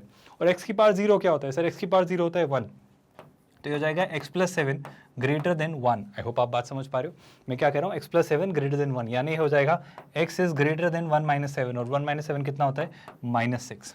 क्या आपको बात समझ आ रही है? आई होप इस बात को हम कंक्लूड कर लेंगे, यहाँ से हम आंसर निकालेंगे। बट एक और चीज़ निकालते हैं स्टूडेंट्स, अगर मैं यहाँ से सोचूं तो यहाँ पे क्या कह रहा है, इस x + 7 को कब सर, ये दूसरा केस है, दूसरा केस कब, जब आपका जो बेस है वो 1 से बड़ा हो, आपका जो बेस है वो 1 से बड़ा हो। इस बारे में हम बात करेंगे, इसका मतलब 3 चीज़ों का कॉमन निकालेंगे, इसका कॉमन, इसका कॉमन और इसका कॉमन हम निकालेंगे। बट पहले इस वाले पार्ट को भी सॉल्व कर लेते हैं, इसका और इसका जो कंक्लूजन आ रहा है उसका कॉमन भी हम निकालेंगे, और दोनों का यूनियन हमारा आंसर होगा। बहुत ध्यान से सुनिए स्टूडेंट्स, क्योंकि या तो ये होगा या ये होगा। तो जब x 1 से बड़ा है सर, जब x 1 से बड़ा है तो इस बेस को वहाँ पर रेस किया, तो इस बार जब 1 से बड़ा है तो साइन चेंज नहीं होगा, तो ये ऐसा कैसे ही रहेगा, ये क्या रहेगा स्टूडेंट्स, ये रहेगा x + 7, और यहाँ पे क्या रहेगा, लेस देन ही रहेगा, x की पावर 0 है ना, तो ये कुछ ऐसा हो जाएगा। और x की पावर 0 क्या होता है 1, तो यहाँ से क्या कंक्लूड करेंगे सर कि x + 7 जो है वो है लेस देन 1। आई होप मैंने सही लिखा है बिल्कुल। तो x जो है सर वो क्या होना चाहिए, लेस देन 7 उधर गए तो -6। तो कुछ ऐसे 3 सिनेरियो हमारे पास नजर आ रहे हैं। मैं पहले ये वाला पार्ट सॉल्व करता हूँ, इस वाले पार्ट को फिगर आउट करते हैं स्टूडेंट्स, बहुत ध्यान से सुनना। ये वाला पार्ट क्या है, पहले कह रहा है x जो है वो ग्रेटर देन -7 होना चाहिए। मैं नंबर स्केल पे पहला वाला सिनेरियो फिगर आउट करता हूँ स्टूडेंट्स, कहीं ना कहीं -7 होगा, तो x जो है -7 से बड़ा होना चाहिए, पहली बात। दूसरी बात क्या कह रहा है स्टूडेंट्स, x जो है वो 0 से 1 के बीच होना चाहिए, x जो है वो 0 से 1 के बीच होना चाहिए। तो कहीं ना कहीं सर मुझे 0 दिखेगा, कहीं ना कहीं 1 दिखेगा, तो वो कह रहा है 0 से 1 के बीच होना चाहिए, है ना, बहुत अच्छी बात है। और ये क्या कह रहा है सर, x जो है वो -6 से बड़ा होना चाहिए। ये कह रहा है कि x जो है आपको -6 से बड़ा होना चाहिए। अगर ये -7 है तो यहाँ कहीं -6 होगा, और ये कह रहा है -6 से बड़ा होना चाहिए। और अगर मैं तीनों का इंटरसेक्शन ढूंढूं, अगर मैं तीनों का इंटरसेक्शन फिगर आउट करूं, क्योंकि इसने बोला था x 0 से 1 के बीच होना चाहिए, इसने बोला -7 से बड़ा, इसने बोला -6 से बड़ा, तो तीनों बातें कहाँ ट्रू हैं सर, तीनों बातें जहाँ ट्रू हैं वो एरिया सिर्फ ये वाला है, 0 से 1 के बीच वाला। तो इसका जो सोल्यूशन आ रहा है वो ये आ रहा है स्टूडेंट्स की x बिलोंग करता है 0 से 1 के बीच में, क्योंकि तीनों का सेटिस्फाई होना ज़रूरी था, है ना। अगर मैं इसी बात पर इसका भी कंक्लूजन निकालूं, किसका स्टूडेंट्स, इस सेकंड वाले सिनेरियो का, तो इसका कंक्लूजन क्या होगा, बहुत ध्यान से सुना। पहली बात, x जो है वो -7 से बड़ा होना चाहिए। पहली बात क्या है स्टूडेंट्स की जो x है वो -7 से बड़ा होना चाहिए, ठीक है सर, -7 से बड़ा ये हो गया। दूसरी बात क्या कह रहा था वो, x जो है वो 1 से छोटा होना चाहिए। आई एम रियली सॉरी, इसमें मैंने कुछ तो गड़बड़ की है, नहीं सही लिखा है, x जो है वो 1 से बड़ा होना चाहिए। मैंने उल्टा बोल दिया था स्टूडेंट्स, x जो है 1 से बड़ा होना चाहिए, तो यहाँ पे कहीं ना कहीं 1 होगा, तो x जो है वो 1 से बड़ा होना चाहिए, 1 नहीं हो सकता, तो 1 से बड़ी सारी वैल्यूज़। और दूसरी बात स्टूडेंट्स क्या, x जो है वो -6 से छोटा होना चाहिए, तो x जो है वो -6 से छोटा होना चाहिए। तो अगर ये -7 है तो ये -6, तो x जो है वो -6 से छोटा होना चाहिए। क्या इन तीनों में कुछ भी कॉमन दिख रहा है? सर तीनों में कॉमन नहीं दिख रहा है, दो में पेयर वाइज कॉमन दिख जा रहा है, जैसे इसमें यहाँ पे कॉमन दिख रहा है, लेकिन इसमें यहाँ पे कॉमन दिख रहा है, लेकिन ये दो का पेयर है, तीनों का कॉमन कहीं नहीं दिख रहा है। तो यहाँ पे x किसी भी वैल्यू के लिए ट्रू नहीं हो सकता, x की किसी भी वैल्यू के लिए एक्सप्रेशन आपका ट्रू नहीं है। तो फाइनली जो मेरा कॉमन रिजल्ट निकल के आ रहा है वो क्या आ रहा है कि सर x 0 से 1 के बीच ही होगा, क्योंकि उधर कुछ नहीं मिला, तो यूनियन 0 और 1 का लेंगे तो किसी के भी साथ कुछ नहीं मिलेगा। यानी आप मार्क करेंगे कौन सा ऑप्शन स्टूडेंट्स, आप सीधे मार्क कर देंगे ऑप्शन ए कि इसकी वैल्यू 0 से 1 के बीच होगी। आई होप वासु आपको ये प्रोसेस से समझ आ रही है। Logarithm, inverse trigonometry, basically logarithm और इनइक्वालिटी स्टूडेंट्स ये वो टॉपिक्स हैं जो बेसिक से स्टैंडर्ड से टॉपिक्स हैं जो आपको फाउंडेशन में भी पढ़ा जाएंगे, ऑल्दो हमने भी इन्हें डिटेल में पढ़ा है, और इस एग्जाम्पल के साथ आपको ये कंसेप्ट आई बिलीव और क्लियर हुए होंगे। आदित्य, आई रियली अप्रिशिएट कि आपने काफ़ी सारे डाउट्स पूछे हैं, बट इसमें मुझे नहीं समझ आ रहा है कि कौन सा क्वेश्चन आपने पूछा है, इसलिए मुझे एक क्वेश्चन डिस्कार्ड करना पड़ेगा। आप प्लीज़ समझिए, ये स्क्रीनशॉट शानदार है, ये बहुत क्लियर सी इमेज है। आई रियली अप्रिशिएट कि अगर इतने अच्छे स्क्रीनशॉट कोई स्टूडेंट भेजेगा। I never wanted to discard this image Aditya, but मुझे नहीं पता चल रहा है कि आप कौन सा डाउट पूछ रहे हो उसमें से। So you need to tell me कि इसमें से कौन सा डाउट है। तो या तो बेटा उसे प्रॉपर्ली क्रॉप करके मुझे भेज दो, जो भी आपका डाउट है उसे क्रॉप करके फॉरवर्ड कर दीजिए, या फिर एटलीस्ट कमेंट में क्वेश्चन नंबर मेंशन कर दीजिए, सो दैट हम उस क्वेश्चन को फिगर आउट कर लें। आई होप आदित्य आपको एक हम्बल रिक्वेस्ट समझ आ रही है कि प्लीज़ इसको कोशिश करिए। This is just a gentle request जो आप प्लीज़ आदित्य अगली बार से आई होप फॉलो करेंगे, या फिर आप इसी क्वेश्चन को क्रॉप करके भेज दीजिए। डेफिनेटली आपका डाउट हम एड्रेस करेंगे, don't worry about it. With that students, अगर मैं आगे बढ़ूँ तो अभी भी और भी काफ़ी सारे डाउट्स हैं, प्लीज़ इस बात को समझिएगा। मेरे पास काफ़ी सारे कमेंट्स मैंने स्टूडेंट्स के रिसीव किए थे जिनके लेकर आज हम डाउट्स रिजॉल्व करेंगे, तो फटाफट सारे डाउट्स भी डिस्कस करते हैं। एक स्टूडेंट कह रहा है सर प्लीज़ आपसे रिक्वेस्ट है कि सेट्स खत्म होने के बाद बेसिक मैथमेटिक्स के सेशन ले लो, A to Z सारे बेसिक्स। बेटा आपके सारे फाउंडेशन कोर्सेज चल रहे हैं, और जितना भी बेसिक चाहिए होता है, जो भी ज़रूरी होता है, जो भी नीडेड होता है 11th और 12th लेवल पर, वो हम पढ़ ही रहे हैं। तो एकदम पूरा बेसिक तो नहीं, हम 11th and 12th IIT JEE level पर ही पढ़ेंगे, मेंस और एडवांस। हम बेसिक से शुरू करेंगे, स्क्रैच से शुरू करेंगे, हर एक कंसेप्ट को डिटेल में पढ़ेंगे, और ग्रेजुअली अपना लेवल बढ़ाएंगे। हम बोर्ड, फिर मेंस और फिर एडवांस लेवल तक लेकर जाएंगे। बट एग्जैक्ट बोर्ड की तैयारी ये नहीं है, ये JEE मेंस और एडवांस की तैयारी है। आपके बोर्ड्स के लिए आपके पास NCERT के भी लेक्चर्स चल रहे हैं मैग्नेट ब्रेन्स पर, आप वो भी अटेंड कर सकते हैं। कुछ स्टूडेंट्स का डाउट आता है क्या सर मैं 11th एंड 12th बोर्ड्स की तैयारी इन वीडियोस को देख के कर सकता हूँ? बेशक आप कर सकते हो। अगर आप मेंस और एडवांस टारगेट कर रहे हो तो बेशक इन वीडियोस को देखिए। फिजिक्स, केमिस्ट्री, मैथ्स, आपकी बोर्ड्स की तैयारी इवेंचुअली ऑटोमेटिकली हो ही जाएगी, उसकी चिंता आपको करने की ज़रूरत नहीं है। कुछ और भी डाउट्स आ रहे हैं स्टूडेंट्स के, जैसे कुछ लिख रहे हैं बजट से सर बाहर हैं बुक्स, क्या करना चाहिए? आप अपनी तरफ से ज़्यादा क्वेश्चंस की प्रैक्टिस करवा दो। बिल्कुल हम वही कर रहे हैं स्टूडेंट्स, हम बहुत क्वेश्चंस प्रैक्टिस कर रहे हैं। हम हर कैटेगरी के, हर वैरायटी के, हर डाइवर्सिटी के क्वेश्चंस ट्राई कर रहे हैं, और हम यही कोशिश कर रहे हैं कि हर कंसेप्ट, हर टॉपिक, हर थ्योरेटिकल कंसेप्ट का एप्लीकेशन, उसका न्यूमेरिकल आपको करवाएं, ताकि हर चीज़ आपकी इम्प्लीमेंट हो, हर चीज़ आप अप्लाई करना सीखें। आगे और बढ़ें तो अगला कमेंट लिख रहे हैं कोई कि बोर्ड्स वाले बिल्कुल पढ़ सकते हैं। बोर्ड्स का एक डाउट आ रहा है कि बोर्ड्स वाले कर सकते हैं या नहीं। कुछ स्टूडेंट्स कह रहे हैं कि सर बेसिक मैथमेटिक्स के सेशन दे दीजिए। बेटा आपका फाउंडेशन कोर्स चल रहा है, फाउंडेशन प्रोग्राम भी चल रहा है, वहाँ आप सारे बेसिक्स ऑफ मैथमेटिक्स भी सीख सकते हैं अगर आपको बहुत ज़्यादा डाउट आ रहा है, बहुत ज़्यादा प्रॉब्लम आ रही है। कुछ स्टूडेंट्स कह रहे हैं क्या सर मैं पहले 11th NCERT देखूँ, 12th NCERT देखूँ, फिर आपके वीडियो देखूँ? अगर सच में आपको ये लेक्चर्स बहुत डिफिकल्ट लग रहे हैं, आप नहीं समझ पा रहे हो कि आपको क्या करना है, तो आप फिर 11th एंड 12th NCERT के भी मैग्नेट ब्रेन से वीडियोस देख सकते हैं और फिर ये देख सकते हैं। But I am assuring you कि हम स्क्रैच से ही पढ़ रहे हैं, तो आपको समझ आएगा। तो कहीं चीज़ें ना समझ आए तो आप पढ़ सकते हैं, रेफर कर सकते हैं, but I am very sure कि आपको समझ आ रही होंगी चीज़ें। इतनी डिफिकल्ट हम नहीं बना रहे कि हम सीधे JEE मेंस और एडवांस से शुरू करें। हम थ्योरी को पहले अच्छे से ही पढ़ते हैं, स्क्रैच से शुरू करते हैं, बिल्कुल बेसिक लेवल से शुरू करते हैं, फिर मॉडरेट और फिर टफ, और फिर JEE मेंस और एडवांस लेवल पर हम टच कर रहे होते हैं चीज़ों को। आई होप आपको प्रोसेस पूरी पता है। कुछ और डाउट है? कोर्स आपका बेसिक 2024 को टारगेट करता हुआ कोर्स है, प्रोग्राम 2 ईयर प्रोग्राम है। कुछ स्टूडेंट्स कह रहे हैं सर मेरा 11th का कोर्स रह गया था, क्या मैं इस साल कंप्लीट कर सकता हूँ? बेशक आप हमारे IIT JEE नीट के साथ 11th वाला पार्ट कंप्लीट कर सकते हैं इस साल, क्योंकि हम 2024 को टारगेट कर रहे हैं। तो बेशक ये प्रोग्राम आपका अच्छे से आपको सारी चीज़ें कवर करवाने वाला है। विद दैट सर मैथ्स की बुक हम रिकमेंड कर चुके हैं स्टूडेंट्स, एक पूरा वीडियो बनाया गया है, books and material for IIT JEE maths के लिए हमने बात की थी। और इसके अलावा आई थिंक इसके अलावा कुछ और डाउट्स हैं। सेट में ऑर्डर ऑफ एलिमेंट्स मैटर करता है क्या? एक अच्छा डाउट है स्टूडेंट्स कि सेट्स में ऑर्डर ऑफ एलिमेंट्स मैटर करता है क्या? नहीं करता है, बट ट्रेडिशन ये, कन्वेंशन ये कि हम छोटे नंबर्स को पहले लिखते हैं, बड़े नंबर्स को बाद में लिखते हैं। आपने अगर ऐसा लिख दिया तो कुछ गलत नहीं किया, लेकिन आप कोशिश करिए कि आप इसे ऐसा लिखें। मतलब जनरली हम असेंडिंग ऑर्डर में नंबर्स को लिखते हैं, तो अगर ऐसा है तो बिल्कुल सही। लेकिन हाँ, अगर वह मेजरेबल ही नहीं है, जैसे आपके पास लिखा है लेट्स से ए, ई और ओ, है ना, और आपने लिख दिया ए, ओ और ई। अब यहाँ पे आप मेजर नहीं कर सकते ना कौन बड़ा है कौन छोटा है, तो मैटर नहीं करता है। मतलब ये सेट और ये सेट सेम है, मतलब ये दोनों सेट ए ही है, ये भी ए है और ये भी है, कोई फर्क नहीं पड़ता। तो ऑर्डर ट्रेडिशन है, बस एक कन्वेंशन है कि हम असेंडिंग ऑर्डर में लिखते हैं, पर जहाँ कंपेयर ही नहीं कर सकते वहाँ कैसे लिखेंगे? तो बिल्कुल वो दोनों सेट सेम ही हैं, है ना। आई होप आपको बात समझ आई बेटा। इसके अलावा हम रिफ्लेक्सिव एंटीसिमेट्रिक डिफरेंस समझ चुके हैं आई थिंक। इसके अलावा कुछ और डाउट्स? बिल्कुल हम एडवांस पर ही चलने वाले हैं, हम बेसिक से एडवांस तक ही लेकर जाएंगे, तो बिल्कुल चिंता मत करिए कि ये जे एडवांस के लिए है या नहीं। हम बेशक जे एडवांस की ही तैयारी कर रहे हैं स्टूडेंट्स, चिंता मत करिए। इसके अलावा आई थिंक कुछ और इशू, डाउट सेशन आपका हो ही गया। कुछ बच्चों ने लिखा था डाउट सेशन कब होगा, ये आपका डाउट लेक्चर ही चल रहा है स्टूडेंट्स। मॉक टेस्ट बहुत जल्दी रिलीज होंगे, मेनली हम फोकस करेंगे कि एग्जाम के वक्त रिलीज करें, क्योंकि अभी सिलेबस ही कंप्लीट नहीं हुआ है, तो मॉक रिलीज करने का देयर इज नो पॉइंट, है ना। एग्जाम के वक्त आपके मॉक्स रिलीज होंगे, आपके चैप्टर वाइज जो टेस्ट होंगे वो भी रिलीज होंगे स्टूडेंट्स, चैप्टर्स के कंप्लीशन पर बहुत जल्दी उसे भी हम लॉन्च करेंगे, so don't worry about it. Sir आपके IIT-JEE के लेक्चर देखने से पहले 11th NCERT, अगर आपको लग रहा है कि अगर आपको नहीं समझ आ रहा है, वैसे हम ऐसा होने वाला है नहीं, क्योंकि हम बिल्कुल स्क्रैच से पढ़ रहे हैं, बट फिर भी अगर आपको बहुत डिफिकल्ट लग रही है चीज़ें, आपके बेसिक्स वीक हैं, जो 8, 9, 10th में पढ़ लिए जाने चाहिए थे, वो बेसिक्स अगर वीक हैं, तो बेशक उन्हें आप देख लीजिए, NCERT से 11th एंड 12th भी देख लीजिए, फिर यहाँ ही है। बट ऐसा हर लेक्चर में हो ऐसा मैं नहीं सोचता, और ग्रेजुअली बने रहिए, समझते रहिए, चीज़ें आने लगेंगी, बहुत टफ नहीं है, बस बने रहिए, है ना। मैं 12th की ये हम बात कर चुके हैं स्टूडेंट्स, सो आई होप हमने आपके सारे डाउट्स रिजॉल्व किए, सारी चीज़ें एड्रेस की। अब और कोई डाउट, क्वेरी या कंसर्न आई बिलीव नहीं है।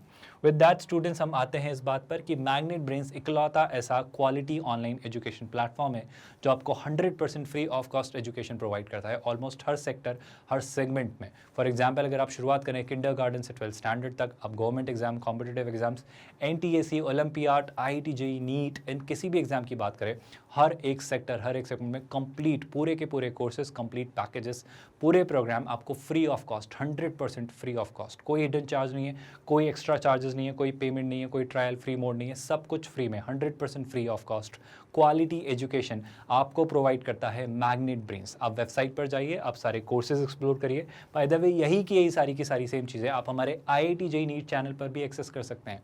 आप अगर IIT-JEE चैनल विजिट करते हैं, मैग्नेट ब्रेन्स IIT-JEE नीट, वहाँ भी यही सारी चीज़ें रेप्लिकेट होती हैं। अगर आप IIT-JEE वाला कोर्स एक्सपांड करें तो आपके सारे सब्जेक्ट्स होते हैं, फिजिक्स, केमिस्ट्री और मैथ्स। आशीष सर, अभिषेक सर और मैं, इंडिया के टॉप टीचर्स अश्योर करते हैं कि आपको क्वालिटी एजुकेशन डिलीवर करें। जैसे आप मैथ्स के लेक्चर पर वॉच नाउ पर क्लिक करें तो मैथ्स के लेक्चर्स आपके पूरे प्रॉपर ओपन हो जाएंगे, और वहाँ पर आपको सारे चैप्टर वाइज सारे लेक्चर्स प्रॉपरली टॉपिक्स दिखेंगे। यहाँ पर आपको DPP, उनके PDF, practice questions, MCQ, past years question, सब कुछ आपको प्रॉपर्ली ऑर्गेनाइज्ड मिलेगा, है ना। यही कि ये सारी चीज़ें आपको हमारे यूट्यूब चैनल पर भी मिलेंगी। यहीं पर आप वॉच नाउ पर क्लिक करके बफर फ्री मोड में फ्री ऑफ कॉस्ट चीज़ें एक्सेस कर सकते हैं और लेक्चर्स देख सकते हैं। बाय द वे, सेम चीज़ें प्लेलिस्ट में प्रॉपर्ली अरेंज्ड है हमारे यूट्यूब चैनल पर भी, और वहाँ भी आप यही की यही सारी चीज़ें देख सकते हैं, समझ सकते हैं और अच्छे से एंजॉय कर सकते हैं। मेरा एक ही सिंपल सा रिक्वेस्ट, एक सिंपल सी दरख्वास्त स्टूडेंट्स की, आई होप इन वीडियो से आपको काफ़ी हेल्प मिल रही है, आप काफ़ी कुछ सीख रहे हैं और आपकी बहुत मदद हो रही है। तो प्लीज़ इन वीडियोस को लाइक ज़रूर करिए, so that we feel appreciated. Channel को सब्सक्राइब करके रखिए ताकि आप हमेशा अपडेटेड रहें, नोटिफाइड रहें, जो भी नई एक्टिविटी हो रही है आपको पता चलती रहे। और चूंकि ये एक free of cost online platform है, तो ज़्यादा से ज़्यादा लोगों तक पहुँचाइए ताकि हर एक शख्स इस चीज़ से बेनिफिट हो सके। With that we are calling it today. Thank you so much.